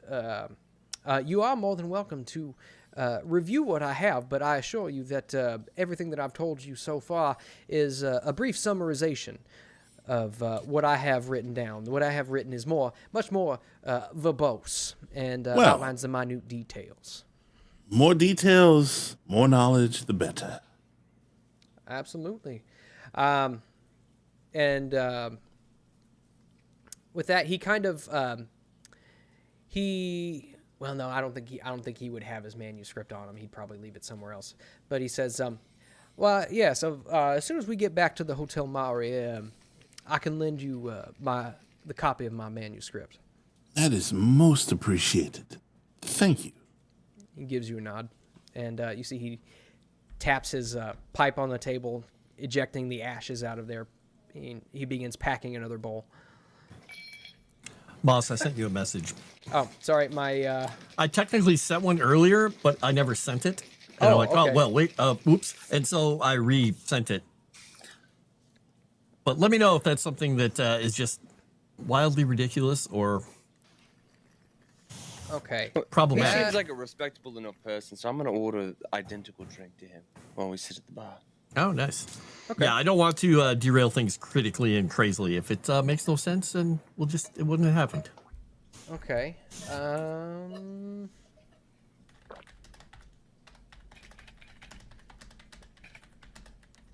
Here, bear with me, guys. Daphne's thinking. She's staring off into space. Oh, there she is. Yep. What's up? Okay. No, nothing. All right. I'm going to roll this to you. I'll just roll it privately. Okay. And since technically I won that poll earlier, I'm going to use the bonus die on it. Okay. We'll see what would have happened. Oh, yeah. That was not a problem. Yeah. Absolutely. Considering that I got a 1. Absolutely. So you also gain the other bonus die from Dragon Noodle Soup. Oh, excellent. That's true. So basically, while they're talking about this, he is just going to put that cup on the bar and look at it and say, does this have something to do with that death cult? Oh, As he's just kind of turning it and is just swinging it around a little bit. that is an artifact that I have not personally seen before. I have not had time slide to it down the bar. I've not had time to study it. Although it would be interesting to find out. Although, and he looks at it, it looks to be Incan, strangely enough. Well, maybe not strangely enough, considering it could have some sort of occult relevance, but I don't necessarily see any occult markings or anything like that. I have another question. If this is some sort of cult, and they're performing some sort of ritual, why would they go out of their way to bring us here when they could have grabbed any dumb Peruvian off the street and done whatever they're going to do to them? What do they need us for? Well, you see, it is on good authority that he doesn't want locals. He believes that perhaps they will, thanks to their superstitions, they might impede on his research. Now, I will tell you that Professor Sanchez has requested to join the expedition, but was largely ignored. That's interesting. Yes, we'll ask him more when we see him. And what are you going to do about the cup? You take it. Once again, allowing your hands to direct you irresponsibly. Now what are you going to do? Well, the world is run by the people who show up. Is the one thing my grandpa, well, one of the many things my grandpa told me, and I needed to see it closer. Without prying eyes. It's just a cup. Not like it's important. That He was just slides it over to Yang. that was an incredible sleight of hand roll, by the way. I don't know if the rest of you Like, can see it, oh my god. but he critted. He got a critical success on it. He's got, Larkin has a bottle of beer in his bag. Who thinks it's the cup? For now. He passes it and goes, good old cup. Well, I take a closer look at that cup and see if I can find out anything else about the 15th century Incan culture Okay. I would say, do you have like I forget, is there a history roll? Yeah. There is indeed. Yeah. Okay. Yeah. Go ahead and give me a history roll.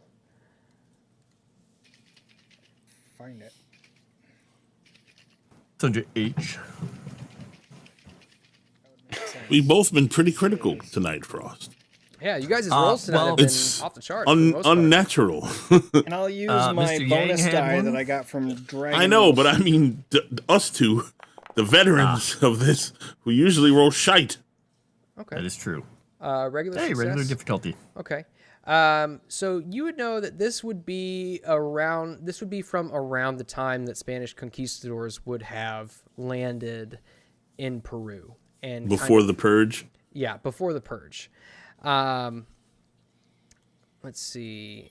Probably around the time that Jackson said that the reports of this Karasiri cult started popping up. You know that there were a lot of ritualistic aspects of the Incans, although as far as the Karasiri goes, you don't, based on a regular success on a history roll, you wouldn't necessarily know anything about that. Were you looking for something else in particular? I mean, knowing that it's connected to the Karasiri cult helps a little, but yeah, that's about it. Okay. I don't know that I was looking for anything more. Just looking for more to do. Well, and if you try to slide it back, you just Now, Moss, take as long as you want. my mythos roll wasn't so much to know if it was a mythos I understood, but if it was a mythos in general. Like if it felt like just not a cup, but some sort of significance to some sort of weird religion, not just some sort of tribe. Yeah, you don't pick Still nothing, huh? Yeah, you don't pick anything up. Especially if it's related to the mythos, you don't necessarily pick anything up. So this could be based on that and based on the archaeology roll that was made previously. This looks like it was probably just a very nice ornate cup, maybe made for a ruler of some kind. Okay, because just the things he was holding made it seem like it was more significant and more advanced than a bunch of Incan. Yeah, dumbasses you would know have. that the Incans would have made lots of like totems and a lot of symbolic things that didn't necessarily have much more purpose than to maybe display status or pay reverence to maybe one of the Incan gods or something like that. But as far as the mythos is concerned, you don't pick anything up off the cup. So there was or the no pin. advanced Anunnaki alien symbolism in any of that nonsense. No, unfortunately not. Weird, not even in the bottom. So Oscar's gonna reach behind the bar for a wet towel, and he's just gonna scrub the cup out. I like to think that the bartender is kind of on the opposite side of the bar and just kind of reaches out before he can grab it, you snatch it out from behind the bar. Just hold up, wipe the cup out, set that back down, and then take the beer that he's got and just up in the beer in it, and he's like, Is it made of, what's it made out of? Is it made of gold or steel Yes. I think it's or gold. iron? It's It is turquoise. gold, like Yeah. literal old gold. Okay. Yes. yeah. So he's like taking a big drink out of it and just kind of sets it on the bar and slides it down to the next person. And you see Oh it. yeah, I'll look at it and this is quite nice. I heard that. Well, I know nothing of the people of this. South America? But I always heard that they were savages and had nothing nice. Well, you might be I heard they had a golden surprised. city. I look at him and I say, "That's funny you mentioned that. I've heard the same about you, folk." You might be surprised at just how advanced they were. Stargazers, many of the cultures, had many geometric patterns that would follow the summer and winter solstices. pyramids that would follow a lining of planets and things like that. And a lot of that is beyond me, but I have many learned friends who have looked into that sort of thing. While they may not have had a whole lot of steelwork, iron weapons and such, they were just as smart as you and I. That's All well and debatable. good. But are you going to Would have deny helped yourself a them to drink have out of the king's gunpowder. cup? Well, Are you saying that to Jackson? He's saying that to Mr. Elias. It's like, would you deny yourself a sip out of a king's cup? He looks at you. How did you get your hands on that?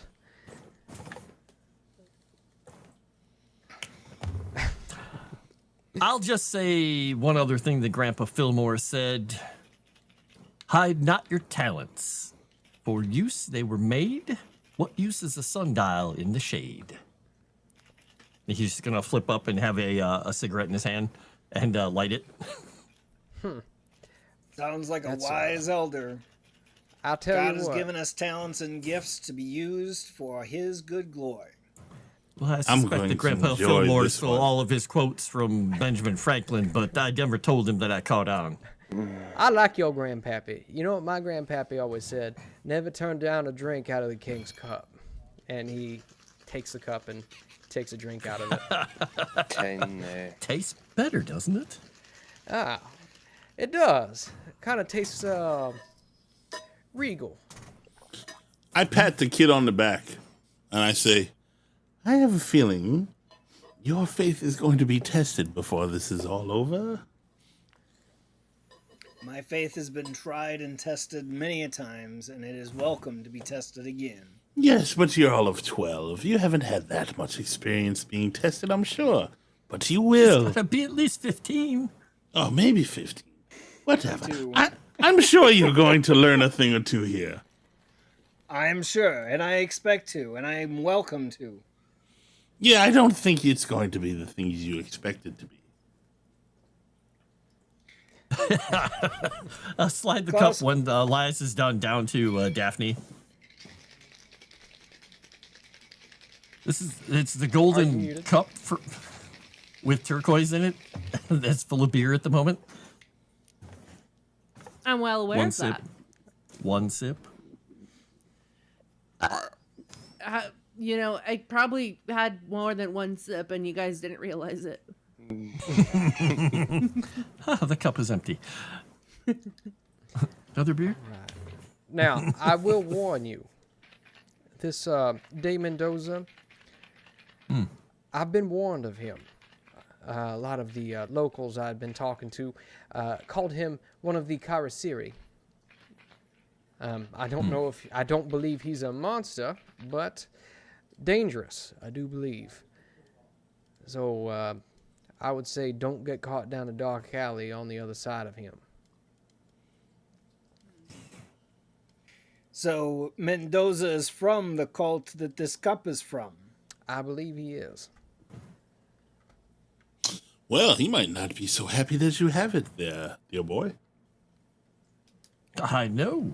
Whoever's in possession of this could be in trouble. Just slides it down the bar. Klaus will take it up, and Klaus will drink from it, whatever's left. Holy I think he just communion, eh, filled Reverend? it. I think he just refilled it, so you just drank a whole we cup. got another beer in it already, so it's quite full. All right, that's it. He drinks it all. Well, Good stout. I look at him, I go, blood of Christ, huh? That's right. Blood Well, of wait a someone. minute. It's usually wine and it's usually blessed, but beer is good. Don't worry, I wiped it out ahead of time. Just point to the towel.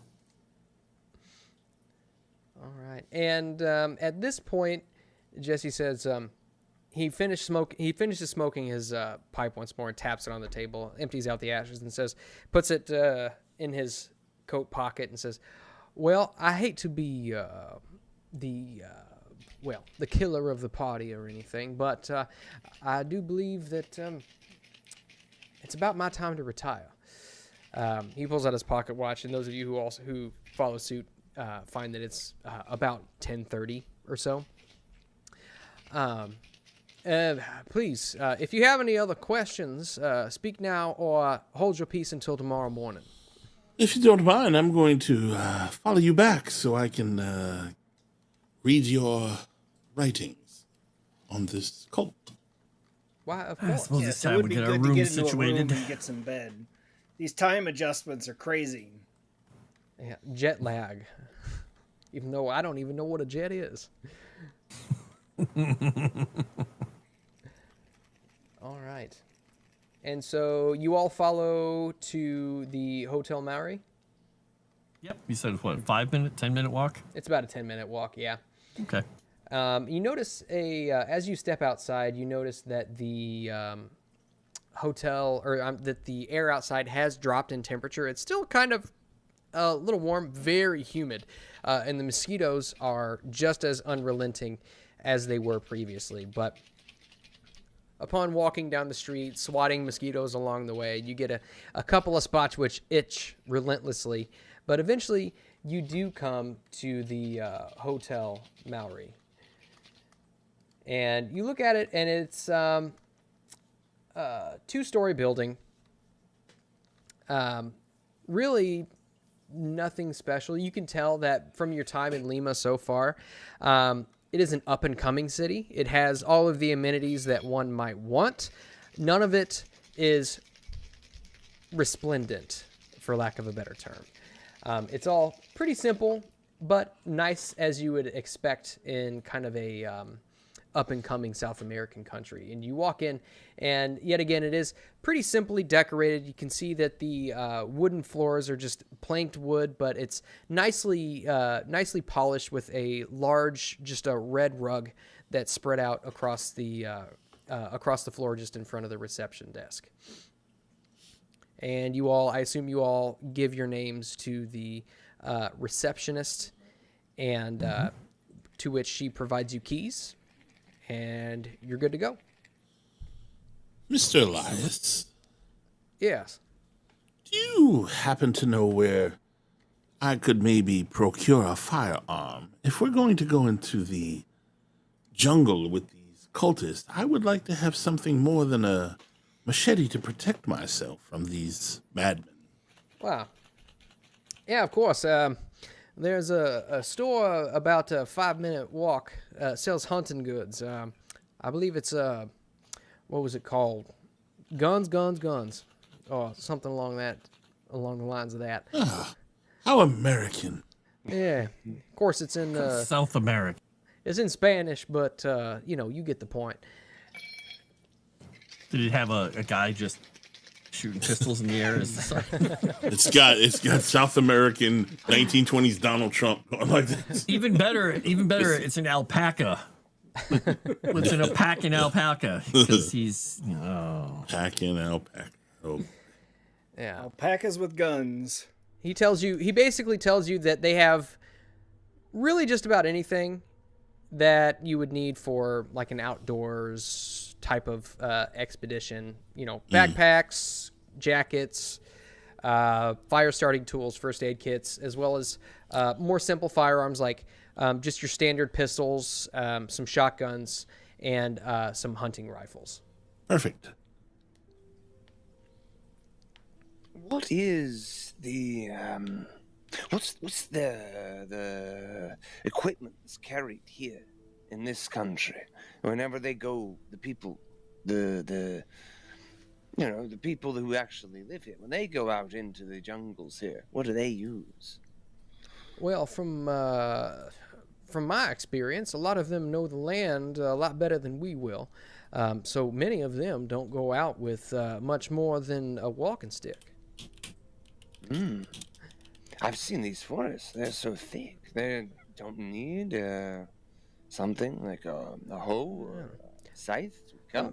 Machete would do you good. But many of them, they have their own well-trodden paths that they keep clear. But the alpaca farmers, they stick mostly to the highlands where the trees are a little bit thinner, as is the air. Pistolas de defensa. Thank you, Circus Freak. I like that.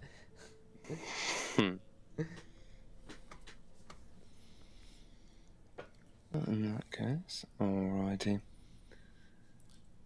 Might I be able to concoct some sort of what's the word I'm looking for? Cyanide solution. A cyanide solution. Yes. I feel like you would have to have, 1, the components, and 2, the apparatus in order to do that. But I personally don't know how cyanide is made. I am a doctor, and I am a biologist. Okay. And I am a mad doctor at that. I mean, realistically, all I need is a beaker and some sort of flame, like a Bunsen burner. Yeah. And he'd be able to do it. Yeah, I do have... I was going to buy some chemistry stuff. Cyanide is made. Google time. I'll even tell you why I want it, if you don't mind. Oh, yeah, absolutely. Go ahead. Mosquito Well, repellent. since the man said he was going to get me medical supplies for this, I was going to get more morphine. I was also going to get some cyanide if they do turn out to be cultists, and I need to switch out the morphine with some cyanide. I'm going to want to be able to inject him with something that might kill him. Okay. Trying to help him. So, do you have chemistry? Let's see what I do have. I don't think chemistry is a thing, but I do have 62 in biology. I do not have pharmacy though. Okay. I think pharmacy would probably be. But I have medicine and biology. So I would say chemistry would be just a regular roll. If you want to do medicine, that would be at a hard difficulty. I will do medicine. Like, it's carbon and nitrogen, so not really medicine. I think it just requires a lot of, like, a high temperature and a reactant or something. Yeah, I don't remember. Apparently, you can do hydrogen cyanide can be synthesized through various chemical reactions, including the reaction of methane, ammonia, and oxygen. Yeah, you're on a list now. Nice. I was just to say, I was like, I hope you clear your history. I got a 19, That's not Moss. gonna Is that help, hard enough for you? That's There's a history? Yeah, that's plenty hard. Yeah, I mean, I would say, assuming that you can get the sourcing for the right chemicals, you feel as though you could easily make some cyanide if you wanted to. Okay. Technically, I would probably have it with me if I have a medical kit and I am who I am, but... Give me a luck roll. Give you a luck roll. A lucko. You know what? We need news. We need a new Luckybus. Sure. Yeah, you've got it with you. All right. Thank you, sir. So we've all headed back to our rooms after we had the discussion, and they were talking about guns, and the llama shop, and whatever he was talking about. So yeah. And now, did the young Reverend Doctor keep the cup? Did he want to study it more? Oscar is totally fine if he wants to. He doesn't care. I thought it went to Jesse. Jesse took the cup. If Jesse wanted the cup, that's fine. Oh no, Jesse would have handed Jackson would have Okay. handed the cup back to you guys. Yeah, so I would have given Jackson, it back yes. I would have given it back to Oscar and said probably, yeah, you might want to get that back in his pouch. Oh, right. I thought we left it at the bar. He's going to head over to the front desk and ask the girl, "Do you have a newspaper?" See. Newspaper. Oh, See. thank you. Slides and it over. just slide a couple of coins that he picked up off of the table next to him, wherever they were from. Just slide them over to her. Take the paper and start wrapping the cup up in it, like in layers and layers and layers and layers. And then, do you have someone who could take something to another hotel? Messenger? Yeah, just to, what was the name of the hotel? It was the Scent, It's on the map. Hotel right there. España. España. It's not Santana, España. Hotel España. He's going to write down on a little piece of paper there, Hotel España, and put down Larkin's name, and just put a note on it that says, "You forgot this." And then take this and say, "Could you?" And just give somebody and say, "Take this." And it's a big bulky thing, and just say, "Would you please have this taken to the Hotel España, please?" See. And she takes it and puts it behind the desk. And you see she kind of leans out the door and like begins snapping and whistling for somebody. We've seen the Hotel España? Like it's relatively close to this one, right? The Hotel España is within walking distance. Away. Yeah. Right. So is it safe to say we've seen it on the way here or something? Let's see. Could have. It probably, had you gone over a couple of blocks, you probably would have. Yeah. I just want to know if it's nicer than our hotel. I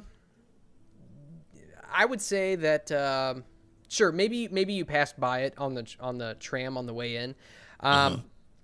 The outside of it definitely looks a little bit cleaner. So he gave us the shitty hotel. Okay. But it's not super. It's not like he's staying at the Ritz and you're staying at the Holiday Inn or anything. Right. It's got 3 golden alpacas on the fountain Instead of 2. Water up. Yeah. It's like, ooh. All right. So We stayed in a Holiday Inn Express tonight. it's a La Quinta. Even better. It's better than the Super 8. They'll keep That's down the that's street. Motel 6. I'm thinking they keep the light on for you, but no, that's Motel 6. Oh, I was gonna say, which one of them is run by the guy who has this grilling guinea pigs? Grilling it. It's the Brown Roof Inn. I promise you, the rooms are clean and the Wi-Fi works. Passcode doesn't work. What is your the Wi-Fi passcode doesn't work. password? It is guest password 1. It's not a secure password. Guinea pig with ones for the It's eyes. not supposed to be. It's for guests. Anybody can get in this thing.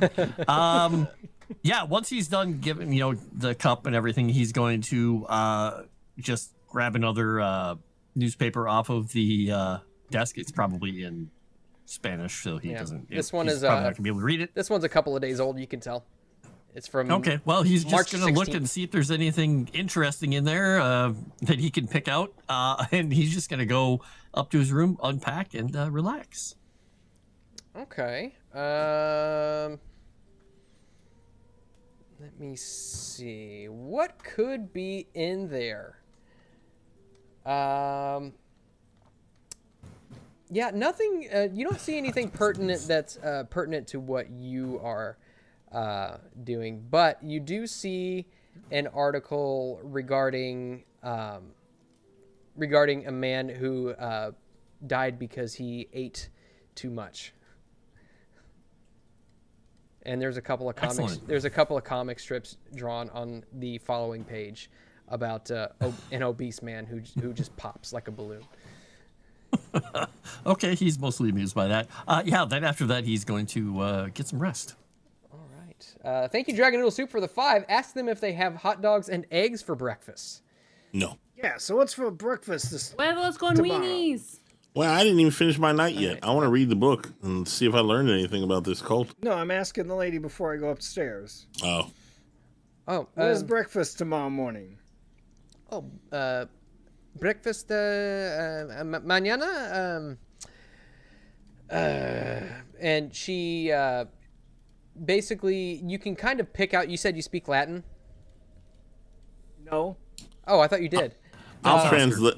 I speak Latin too. I'll translate the Spanish for him if need be. Basically, she gives you the equivalent of coffee and biscuits. Oh, cookies. Okay. American biscuits.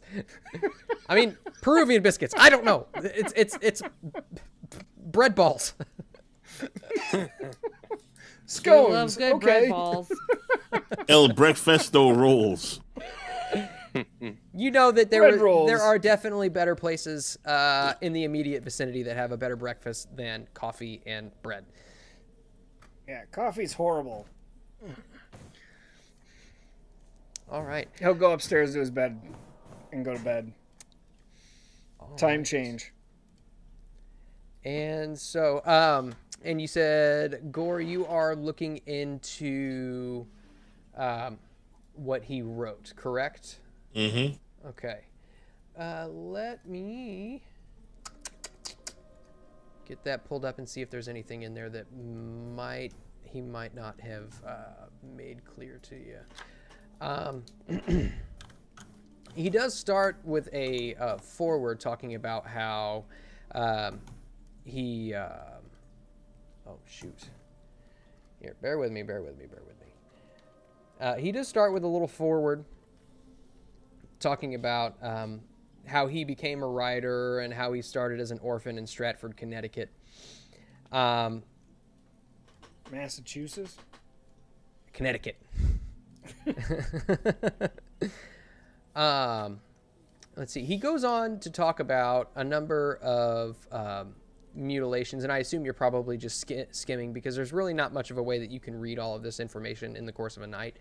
But he goes on to talk about reports of mutilations that had happened in Peru. Mm-hmm. Basically, seemingly that people were more or less drained, but not of blood. It's like they were emaciated. They found strange wounds, reports of strange wounds on people. Emaciated, kind of how like Larkin looks. Kind of. And you can see, as you read, he doesn't get into too graphic a detail because he clarifies that everything that he knows about so far is hearsay. But what he was told, and he mentions a kind of a wise woman that he met who actually told him quite a bit of this, named Naira, or Nyra, Nayra. He mentions that it's almost as if they had described like the fat being sucked out of people. Oh, fat vampires. Gotcha. So buccal fat removal. Got it. Yep. This is when you go south of the border to get lipo. This is what it is. That's what I've always thought it was. So going to a clinic in the jungle. Got it. So what you're saying is South Americans are vampires. Got it. Mm-hmm. Fat vampires. Terrible. And he goes on to talk about how in the 4 months he came on to tales about Luis Mendoza, people calling him a Kara Syrian to watch out for him. I'm sorry. That's D. Mendoza. Oh, sorry. De Mendoza. Goes on to talk about kind of tailing him and finding his connection to Augustus Larkin and learning about the expedition, so on and so forth. No other info about Larkin? Not that he has found so far. You do, he, as he told you before, and it's expanded upon in this book, he does believe that both are. So he didn't notice that he's all drugged up and emaciated and. Oh well, there's observations. Tattooed. There's observations like he's sickly and emaciated. But more than that, it goes on to, it's just a general physical description of in the book, but more it kind of goes into his theories on how both he and De Mendoza are involved in this supposed death cult that dates back to the 16th century. Okay. Dragon Noodle Soup for $2. It's from dusk till dawn all over again. Yes, except no Salma Hayek. Unfortunately. So sad. So, are the rest of you doing anything in particular? No. I am Go to just sleep. hiding that I'm fangirling that I get to work along with Elias. I like it. I like to imagine that you're going and you're getting your number one priority is just to find a cool way to ask for an autograph. I just want a picture with him. All right. So, you all go to sleep, and you wake up And I'm going to use what I did not have in the previous calendar and move forward a day. It is now March 19th of 1921. You wake up and the morning is already hot. The ceiling fans above you are just like squeaking almost as if they haven't been oiled in a year. So this is Saturday? Today is Saturday, yes. And you wake up. The windows are netted, so you're not barraged by mosquito bites quite so much. A few get in here and there. But you are woken up to the smell of coffee and buttered bread. My favorite. Coffee and butter bread. It's the I'm not best. interested in the bread, but I'll definitely go get some coffee and have a quick run for the morning. Oscar walks right by the coffee and everything and goes and finds a place that has actual meat and food and Yeah, I all go to kinds a of real good food things. place, too. He just Yep. nods and wanders on out. I will follow with Oscar. Maybe we Same. find a place that has like tamales or some kind of sausage or something, anything. Yeah, we need is a good verse. Walking out, it's like, really? You need something else? Have you stayed on a ship and eaten the pickled foods? This is better even than that. Come. Pickled food. All right. And I've had many pickled foods. Your help has a strange idea of what food is. you find a nice restaurant that's already open called La Palapa. And they have pretty much everything that you would want. Huevos rancheros, which is I get every time I personally go. Myself, the keeper, goes to a Mexican restaurant. But they have all kinds of stuff. They even have some alpaca meat, if you'd like. Gonna try it. No. They have sausages?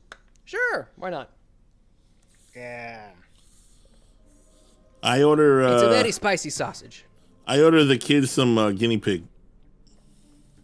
Ah, fresh out. Damn.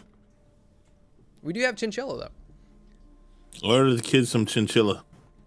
It's a delicacy. Sure. It's a delicacy. You paying, right? Yep. Love it. It's one delicacy. Ah. And those of you who stuck around the hotel, you can catch catch Jackson Elias kind of just sitting at a table off to the side, basically on the other side of the room, away from the reception desk. He's got a small cup of piping hot coffee, and he says, "Man, what I would do for a nice sweet tea right about now. Ice cold." I hand him his Sounds book. disgusting. I overheard. It's like, you know what?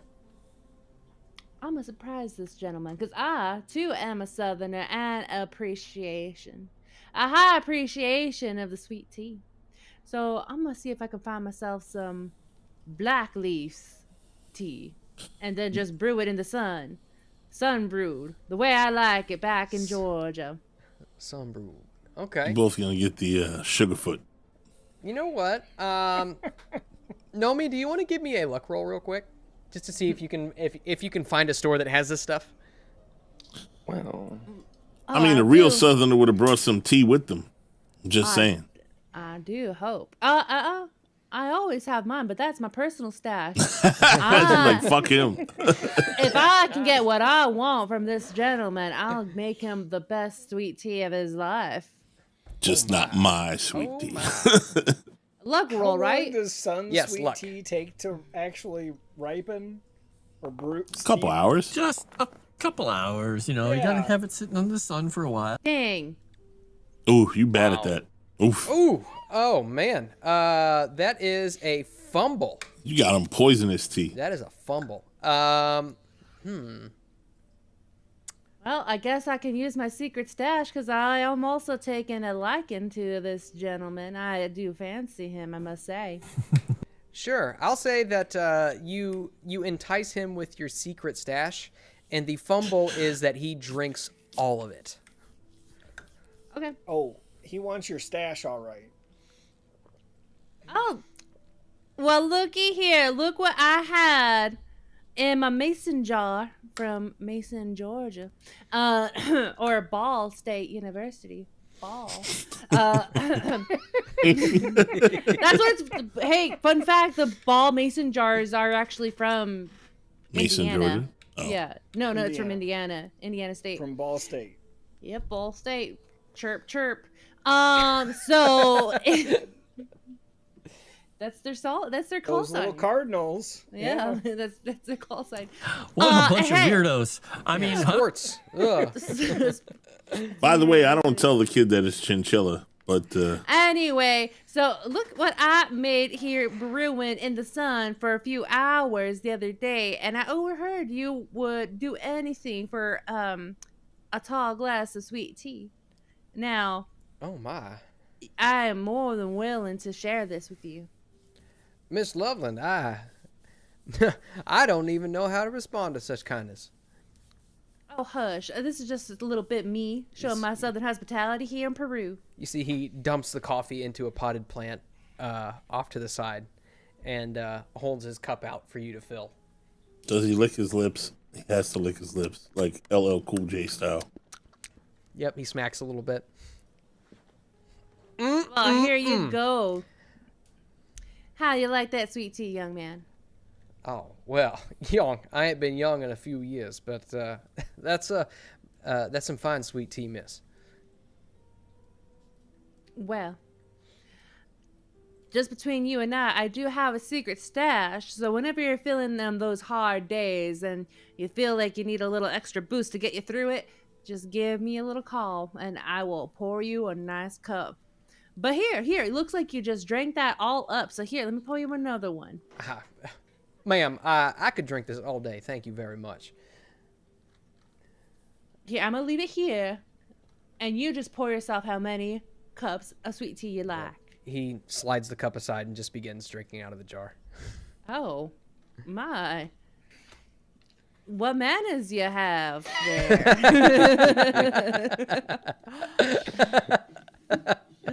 I do apologize, ma'am.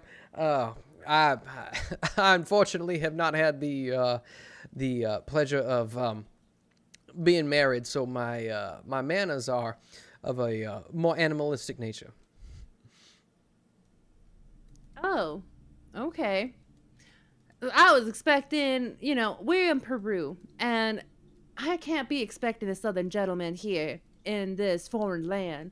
So it's just warming my heart to find another southerner like me. Oh, well, I am glad that I put off the warmth of a southern gentleman, but I actually, well, I'm from New York.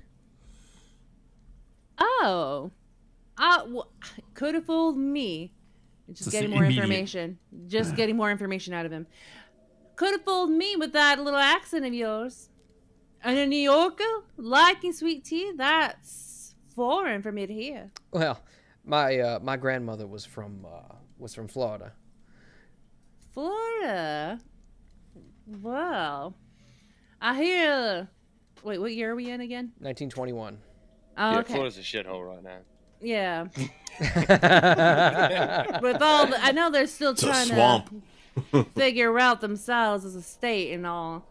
Drowning out them natives, I guess you can say.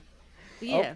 A thing to the first person that can show a cup of sweet tea on cam. Thank you, Dragon Noodle Soup, for the 20. Yeah, if anybody has any sweet tea. I'm out. There's a what is that? Yeah, that's just That's coffee. thing. It's a cup. It's mint tea sweetened by honey. So technically sweet tea.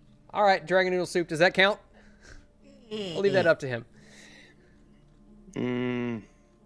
I think everybody knows what sweet tea means, and it's not mint. I don't think Well, this it's not even tea, it's just sugar. This this count? doesn't count. Can't really. I don't this drink count? things like that.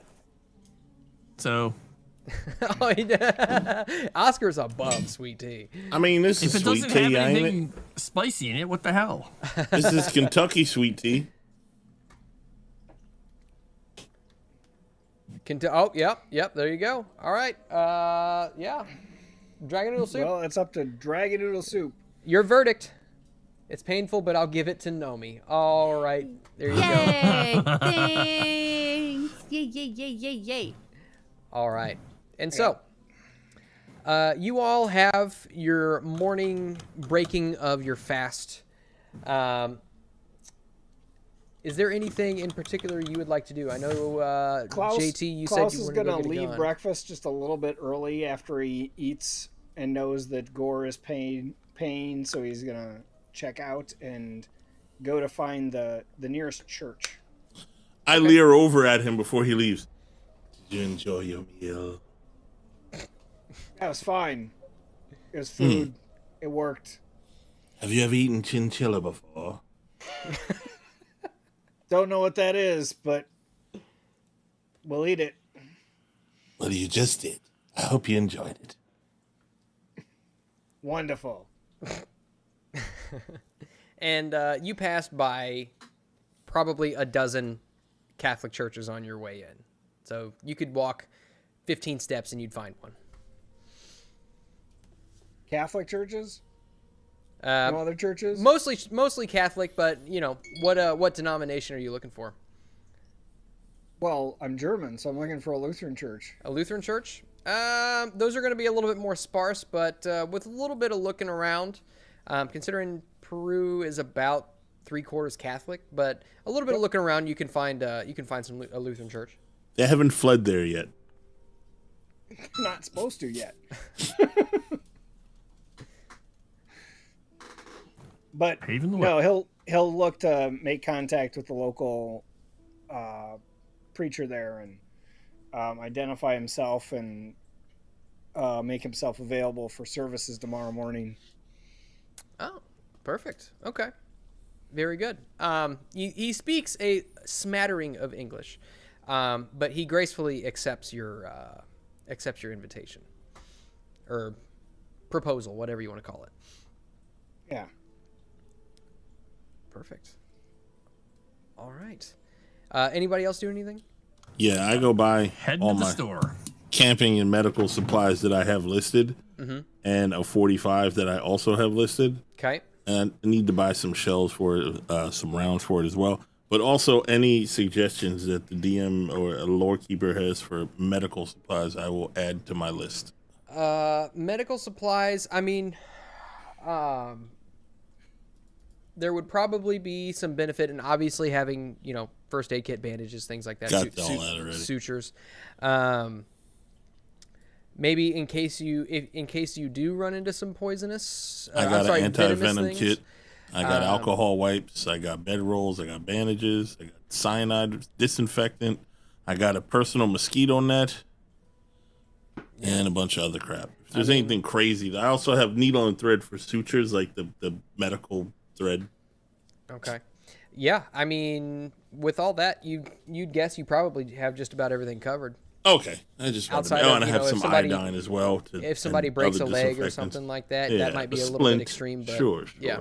That's what the cyanide's for.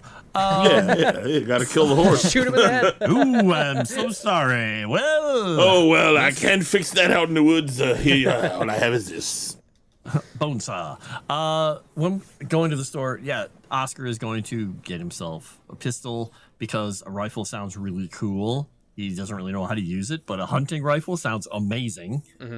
Machete, rope, mosquito net, you know, normal things you take out in the jungle that, you know, the person who goes out in the jungle is like, oh, I need one of those. What's this? I need one of those too.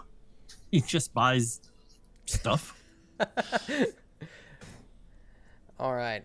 Oh, an electric torch as well. Don't forget those, gentlemen and lady. Got All right.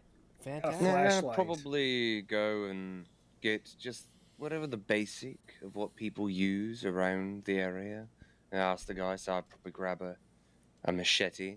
Yeah, I'll say you And, should also want to grab machetes. Yeah, just the basic things. So, you know, camping equipment that might be needed and a machete, just very simple.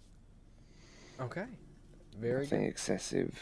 So- I know somebody had chatted about saying you should buy anti-venom, but I don't think that came about until like the 1960s. So don't think we got any anti-venom in existence Oh, yet. yeah. I did not. Maybe it's some sort of like local herbal medicine or something like that may or may not work. You know what? If they don't have anti-venom, I'm going to buy anti-bite clothing. Like something that'll prevent from being bit too easily, like shoe-wise and thick and hot canvas. thick legs, yeah, thick leggings. Freddie says, remember to wear Pisco. I don't know what that is, but maybe someone does. Probably some sort of anti-mosquito shit. No. Pisco is well, I don't know if it's something different, but Or is that drink you were talking? Pisco is the great brandy that the Pisco sours were made with. Oh. But it's spelled differently, so I don't know. It's like the drink, only not spelled the same.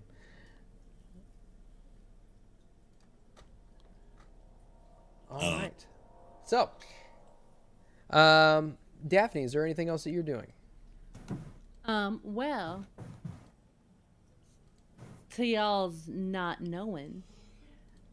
See, me being from Georgia, I cannot say that enough that I'm from Georgia. Can you say it again? As you've made perfectly clear. I am from the South, the dirty, dirty South, Georgia. Before I took off from my home state, I made my way to the little Piggly Wiggly store down there, and I picked up a good amount of lavender oil. Yes, lavender oil repels mosquitoes. So I'm gonna lather myself up. Not only that I smell pretty, but I'm gonna keep them little mosquitoes away from me. You. Yep. That's a good call. The South American mosquito is attracted to lavender. I imagine that lavender. I love the idea that lavender oil is available at the Piggly Wiggly. You don't know what life was like back in the 1920s in Georgia. No, I have been to a Piggly Wiggly before though, and I don't know if they had lavender oil, but I love the idea. Okay, so if there is nothing else that you all would like to do. So I will inquire of yes. the local pastor if there's anything he would have on hand for a wary traveler to take into the jungle for protection. He would basically give you all of the same things that have been described, but obviously he would suggest bringing your Bible along with probably, I don't know, are Lutherans big on crucifixes? I don't think I think crucifixes are they? They're big on Luther. Basically just I got a few crucifixes around my. Maybe some holy water. You bring holy water. Yep. You bring the holy water and just in case there are evil things. You are going up into the Peruvian highlands, you say? Yes. There are strange tellings of the devil out there.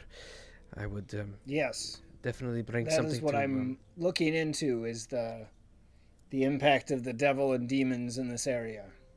Yes, please do. And if I may be of any service, allow me to please. And he holds his hand out and kind of places it on your shoulder, and says a quick prayer for you in Spanish.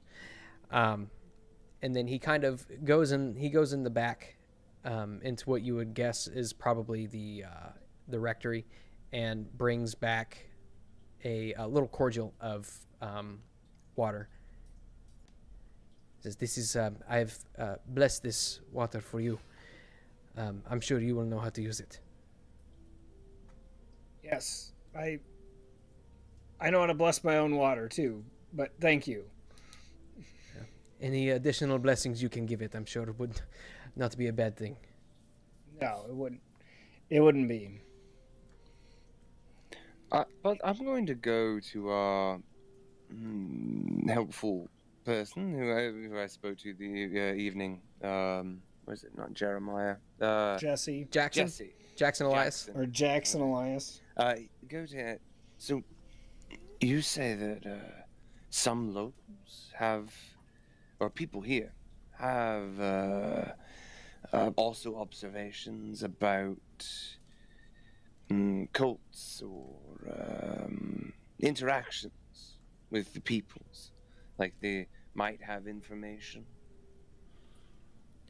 Oh yeah, and just so you guys can see, this is what Jackson looks like.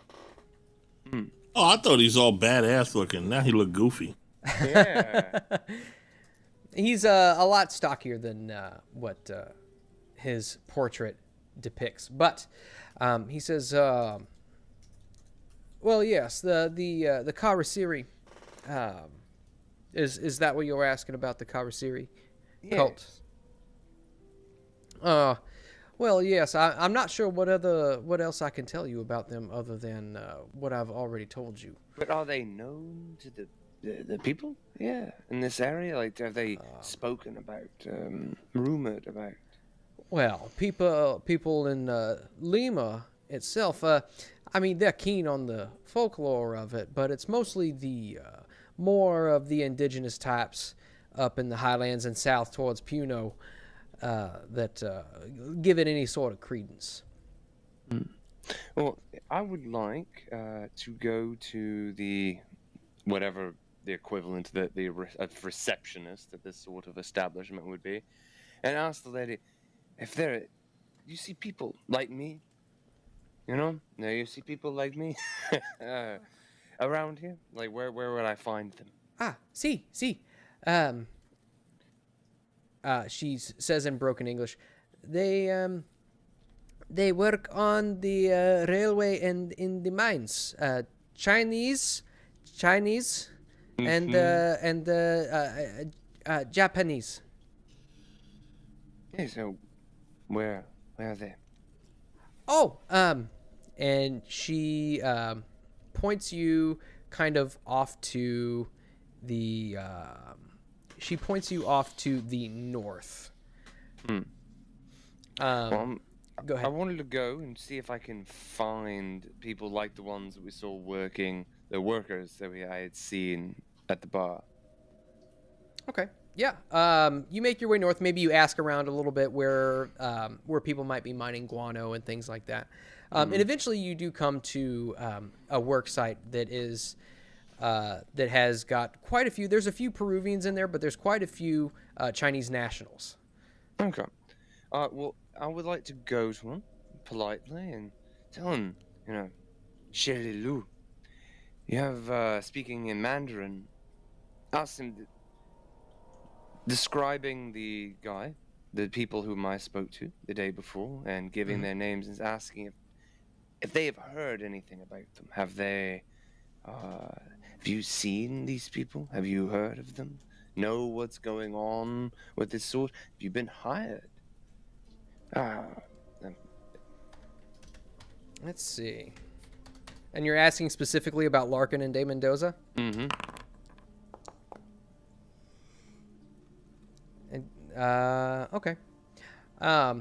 They tell you that, say, we haven't heard of this Larkin, but he no hire us. He just rich boy from England or Africa. I hear he's from Africa. Railroad man. Okay. I guess I could speak in a normal voice since he's speaking Mandarin. He'd be a lot more educated. But Yes, we're about to be railroaded. All righty. So they don't know anything about him. Well, that's a shame. yeah, it seems as though he hasn't really been making a whole lot of contacts in the Chinese community. Oh well, which is odd if he's involved with railroads, but. But alrighty. Oh well. Just thought I would go ask him, see if I can get any information. Alright.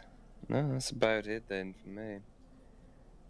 All right, and so, I was about to call him Jesse. Jackson approaches you all. Once you all kind of, I assume you probably like reconvene back at the Hotel Maori. He approaches you all and pulls out his pocket watch out of his tweed jacket and says, "Well, it's about 1:30. We better get moving if we're gonna make my appointment with Professor Sanchez." Lead on, good sir. Let's go see this dirty Sanchez. And is it a walk Yes. or is it a car trip?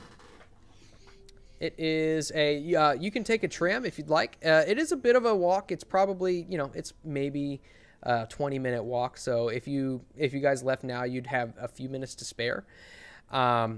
So you can walk if you'd like. Otherwise, you can get there a little early and via tram. You can walk if you want to. Early is better. I'm fine with tram. I like riding on tram. You can scam on a tram. All right, and so Let's take a tram.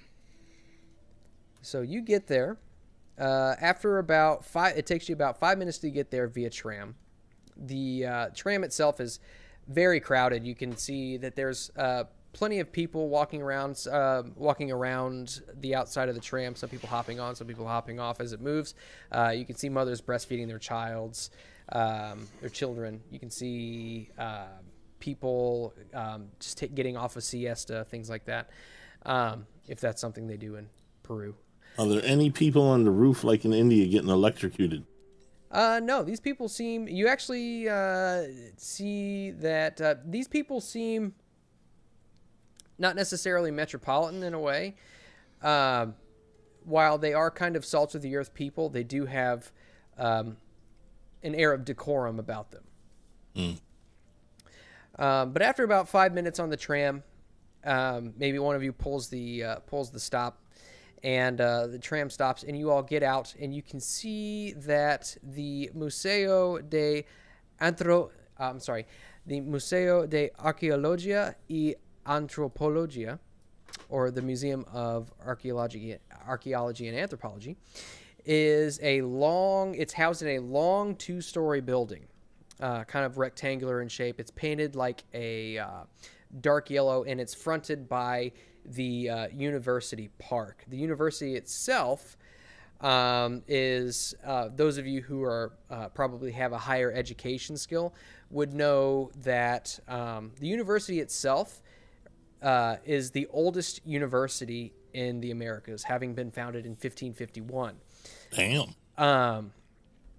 That's back when Lima was first established. But the national, and this is the National University of San Marcos. But the museum itself is actually new, built in 1919, and Jackson leads you all in, and you go down a few hallways, and you can see that there's a couple of stairways that lead up to the second floor, but you can tell that he's making his way into an office on the ground floor, and you can see that there is a placard on the door which says basically Prof. Sanchez.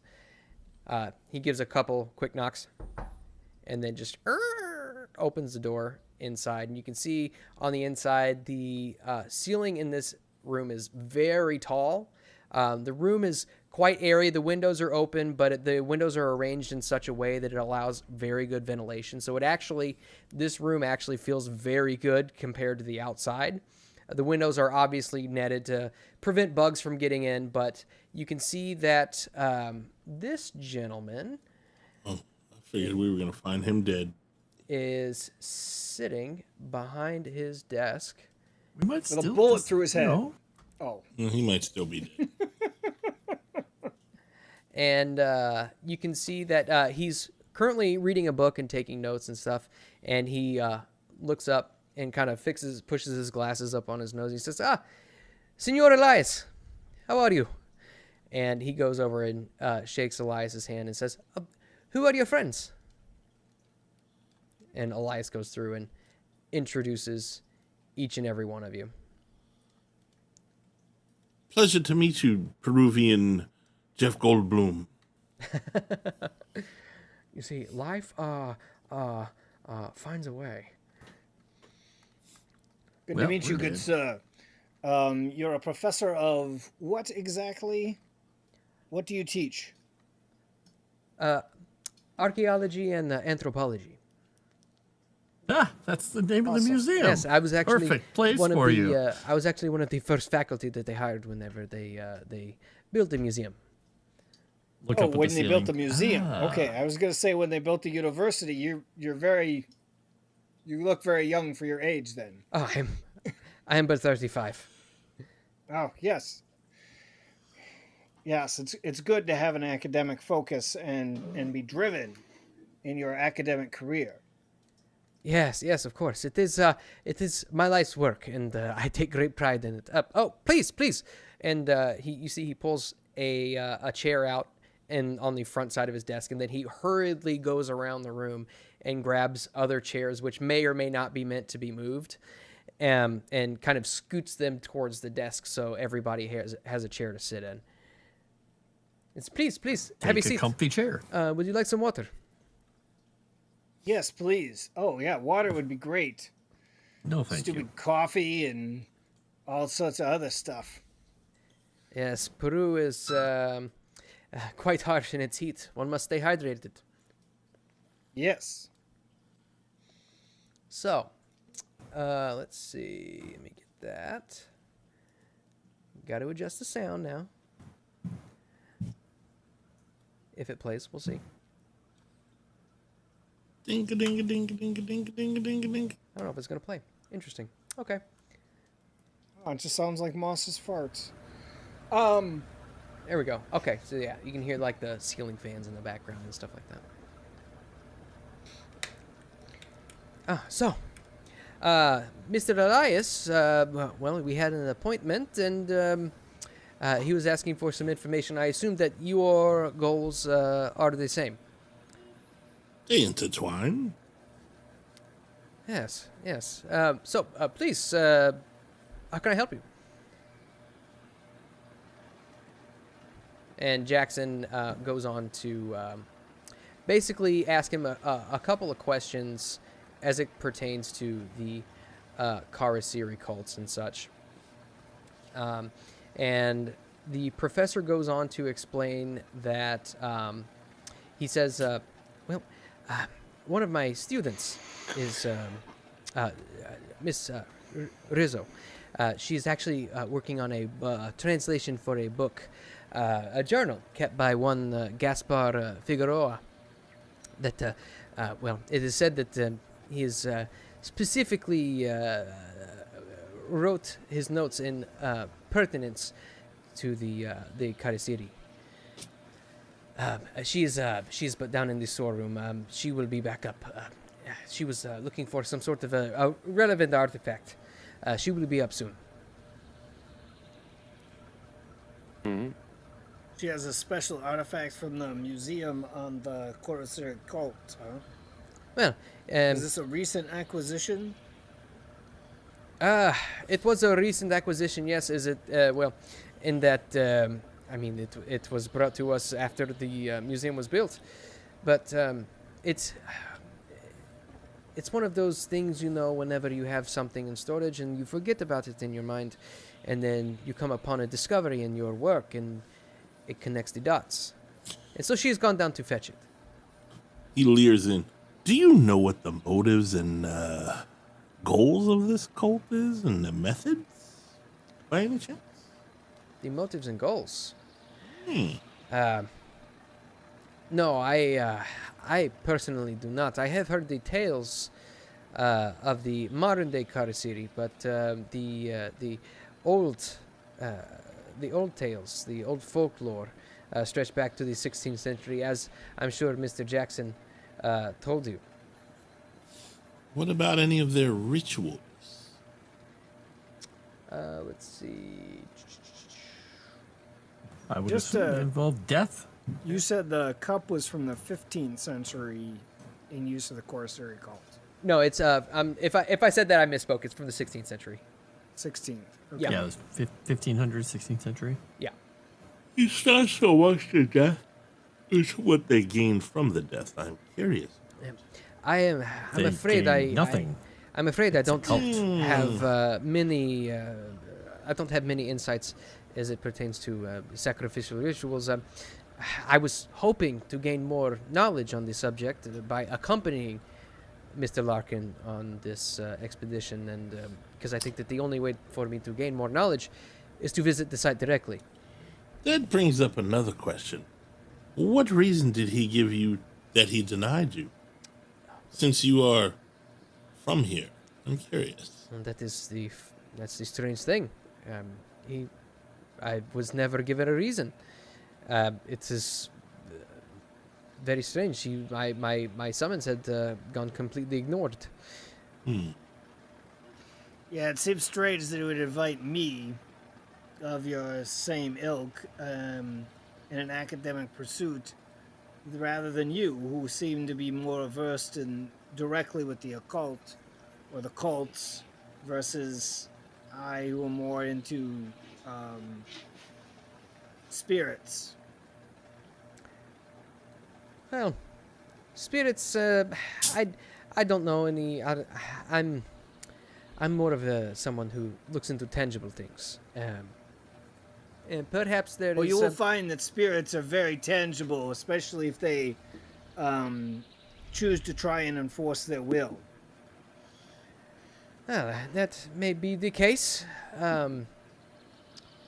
What I have experienced with there are artifacts and things left behind by people who crafted them. Now, I'm more than happy, but I'm afraid if we're talking of the spiritual realm, I am not very learned outside of perhaps beliefs of old cultures. You speak of the cult. You speak of the cult in old and new. How relative is this group, these people? I mean, are they a large group, a small group? They actively doing things. What's happening with them? In speaking with Mr. Elias, the cult itself is quite. I don't know any specifics information, but we are under the impression that if this cult does exist in the current day, perhaps the numbers are up in the dozens, maybe. Although as far as cult rituals, I do not have any record of these. Which again is why I would like to accompany you on this journey. Does this cult seem then very secretive, in the sense that kind of it's amazing you know how much you know type of deal, rather than a more like active cult religion would actually be more inclined to want to adopt more followers and more people that would join their following or their stupidity? Well, secretive I do not know, but the tales that are spun about these cultists are more of a excuse me, a monstrous nature. He takes a sip of water. Which again is more folklore that I do not lend much credence to. There have been reports of mutilations and things of that nature, which I have not seen with my own eyes. But I do believe a secretive cult would care more about hiding their activities, especially if they are in the vein of ones who would sacrifice to their gods. Wait. You're telling me there are people in this day and age, not like the Freemasons or anything like that, or the Shriners, who would just sacrifice people for... Well, why? That's a better question for Mr. Elias. So, surely Look at you him. know who their gods are then. I myself do not. Unfortunately, I've not had the pleasure of speaking to one of their members. Not of this cult specifically. Basically, we're back to square one. Yes. Unfortunately, but and you see, he kind of looks at the door behind you. He says, "I do apologize. I don't know what's going on with Miss Rizzo. She's been in the storeroom for quite a while. I'm wondering if you all might go and check on her. Jackson and I, we stay here. We will discuss strategic things about the journey and things I wish him to gather, information I wish him to gather. Down into the storage. Yeah, Gets up. That makes sense. See, yes. He just gives you quick clarification, Moss. Mm-hmm. Jackson Elias took us aside and told us not to tell anybody that this doesn't leave the table when he revealed his true name. Mm-hmm. But this guy knows his true name and refers to him that way openly with Jesse rather than Jesse Hughes. So he more gave Larkin the name Jesse Hughes. He did, yeah. You'd gather that it's more in a interaction publicly or outside where Larkin would be involved to make sure to not use Jackson Elias. Correct. Yeah. Okay. Because I just wanted to make sure that we were doing this right and we weren't just going willy-nilly on that. I'm going to pretend to go with them and hang back and hide and listen. Okay. So he gives you directions to get down to the storeroom. And Julian, you... So 17 lefts and then 5 rights. Yes, exactly. So you, Julian, if you would, just give me a combined stealth and listen roll. And while we walk out, I'll tell Oscar, I mean, Zhang Zhongchang, he sacrifices people all the time. Warlord believes that it allows him greater power for every person he sacrifices before battle. Sacrificing is still very common. Like now? Like recently? Yes. I'm going to spend the luck. Well, remind me not to go to his tea parties. Have you then. never heard of the dog meat general? 14 luck spent. Wow, that's a big See that I investment. have. Okay. All right, so. All in, baby. I'm all in.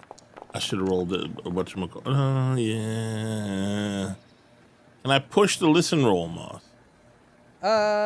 Sure. Yeah. So as everybody kind of walks out, the door kind of mostly shuts and the voices are kind of muffled. What do you do to push the roll? I lean in a little closer. He holds a glass up. Just kind of. Yeah. Okay. Yeah. Go ahead and push it. Come on, baby. Don't There you screw go. me. Yeah. Okay. So you can kind of. Oh, it's a failure still. Still a failure. And I don't think you can spend luck on a pushed roll. Oh, it was just the one I needed too. You Oh my son of a gosh! bitch. No. Okay. So close. we will get to that. All right. But as the rest of you make your way down into the storeroom, you you basically have to go all the way down to the other end of the hall. You find a closed door, open it up, and you go down some stairs and basically turn back the way you came. And at the end of kind of a long, dimly lit hallway with a few doors on each side, you can see a sign on the door. It basically in Espanol, it says storeroom. But So none of us can read that because the only one that can read The that is Spanish stay reader behind. is Yeah. But you would know he Professor Sanchez. I know Latin. Professor Sanchez would have told you that the storeroom is basically directly beneath his office, but you need to go basically all the way around the university or the museum to get to it. So, That's but inconvenient. you make your way up to the door, and let's see. Somebody just go ahead and give me an intelligence roll real quick. Yes. A person or Just anybody. Yes. Yeah, okay, absolutely. Yeah, I mean, clearly something like this. You can see that the door is ever so slightly ajar. But if this is a storeroom where artifacts are being held, as Dr. Sanchez had told you, surely this door would be locked. So instruct So you. if the door's ajar, I break the jar. You break the jar and you enter in. Do you enter into the room? Sure. Yes. All right. Just trying hard to die first. I love it. And in the room, you push the door in. It kind of creaks. Really open. wanted the jar broke, but And I'll give you bonus points for that, Jar Jar. If only Chrysanth were here. You push the door open, it kind of creaks as you open it, and you can see the storeroom itself consists of ceiling-high shelves just filled with books, artifacts, all equidistant from one another. And you can see that there are, a number of kind of hanging light bulbs that dimly illuminate the surrounding the storeroom itself. But you notice that it looks like fully electrified. There's like shadows dancing on the wall, almost as if one of the light bulbs is just ever so slightly swinging, and it kind of flickers a little bit and just continues swinging. Oscar's just going to call out, Miss Rizzo! No answer. I'm going this way. And he heads off to the direction where the light's swinging. Yeah. Follow. Stay together. All right. And as you do, you go and trudge through the storeroom. And what you come upon is, it looks like one of the shelves has almost kind of tipped over and is leaning on one of the other shelves. And just a number of artifacts and books and such are scattered around in a pile. And what you notice underneath this pile is that of a young woman, emaciated, completely drained of all of her life's essence. Her skin is grayed, her eyes are sunken back and wide open, staring up at the swinging light in terror. You can see what looks to be a wound right here on her upper chest, in the shape of a disc with torn, bloody flesh. I need everybody to give me a sanity roll. Yes. Woo. Well, not every. Not everybody, but most of you guys need to give me a sanity roll. So sanity, it's on the left side of the page. Oh, there we go. Mine didn't come up for a while. If it's ever going to roll, did it roll? It rolled. Some people are very, very sane. Okay. Did I pass? Yeah. I can't tell. Everybody Okay. passed. Good deal. So none of you only lose two. lose any sanity at seeing the corpse of what is undoubtedly Trinidad Rizzo. And we'll pick back up there next week. More like Trinidad Rizzo. Hey! And on that Dang note, it. let's go around. I'll get us switched back over. Weight loss routine to a next level, boss. Yeah, no kidding. But we're gonna go around and Ozempic. We're gonna go around and let everybody know where you can be found. We'll just go around. Let's go counterclockwise. Frost, let's go ahead and let everybody know where you can be found, and go ahead and tag somebody. Leave me for last. You can find me, Frost, on Moonskull and the Legend Seeker channel, and over on Tales from the Dragon's Tavern, and also on my channels. You can find them on my link tree and the links in the description of the video. And I'm looking forward to getting to the bottom of the Ozempic cult. Definitely. I was going to use that as my line, but somebody said it first, so oh well. But I'm going to tag Nomi because she was she wasn't distracted. Crap. Nope. You guys think that I'm distracted all the time, but I'm actually listening. I have good What? ears. That's your fault, not mine. My name is Nomi. You can find me on X at Nomi Without You. If you follow me on my Kick channel, Nomi Without You Play, you can catch me playing the Lord of the Rings, The Two Towers on GameCube. I'll probably go live tomorrow before I catch up with friends tomorrow. But just follow me on Twitter, and then I'll tweet it out when I'm going live. Shark, I choose you. Oh, yes, no, you can if you wish. I will be streaming on Saturdays, campaign that I'm just running tabletop. That's about it. I don't really do much else. I'm just kind of a person who exists in the world. But yeah, no, it's over on my thing I have a YouTube's Shark Bites Entertainment. It's nothing special, but trying it out for a little while, see how it goes. But yeah, JT. Oh, Nyarlathotep.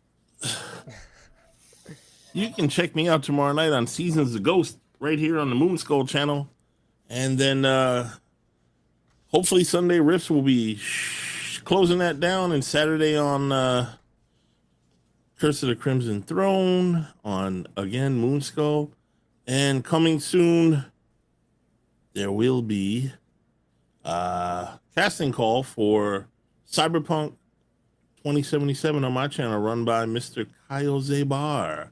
Which should be really cool. So if you're interested in playing a Cyberpunk game, come on over there and we'll have the auditions open soon. And I think Dave is left before Moss, yes? Dave Bart Moss. Go ahead, Dave. I'm the last one then before Moss, and you can find me on my Kick channel at Darth Dave on Sunday afternoons doing a Sunday follow-up. And then every once in a while getting on there to play games, but that's it. Otherwise you'll see me in chat on all these Moonskull shows and JT shows and fun places, but I will put it back to Moss the Map Maker.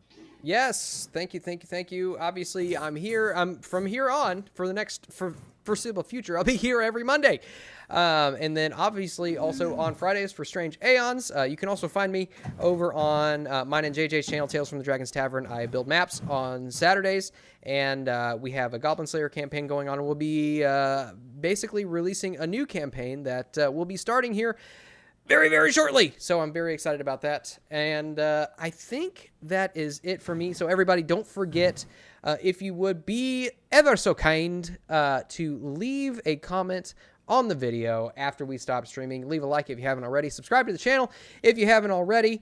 And with that, I will bid you all adieu. We didn't roll so for luck. close to what? We'll do that in the 10,000 beginning of the next episode. subscribers? At the Okay. beginning. And I was going to Also- mention, Moss, do you want to explain to people? I don't remember if they remember in chat when we do improvement rolls, because this is different now. Yes. Because they So- may have expected it at the end of the episode, but we're not doing that. Yes, this time. good call. So we're doing this one a little bit differently because I wanted to up the stakes. Now, obviously, the benefits that you guys can give them are a little bit more powerful because they get bonus dice instead of Eureka points like the last campaign. So they're getting buffed a little bit. But as a result, the improvement rolls are going to come if on the random table, the Eldritch influence table, which is a $50 super chat, if they get that roll, then they can make improvement rolls there, or at the end of a scenario, they'll be able to make improvement rolls. So the stakes are a little bit higher, but I think it's going to be a grand old time. But we are still going to be rolling for luck at the beginning of each episode. So stay tuned for all of that. We got this is just the beginning, guys. We got a long campaign ahead of us, and I'm very excited for every bit of it. There's going to be a lot of good stuff and a lot of horror. So I have two questions about that. yes, Is your rap name from now on going to be Map Master Moss? yes, And two, why you'll get? that is a great question, one which I will never reveal the answer to. Adieu, auf Wiedersehen, Gesundheit, and God bless.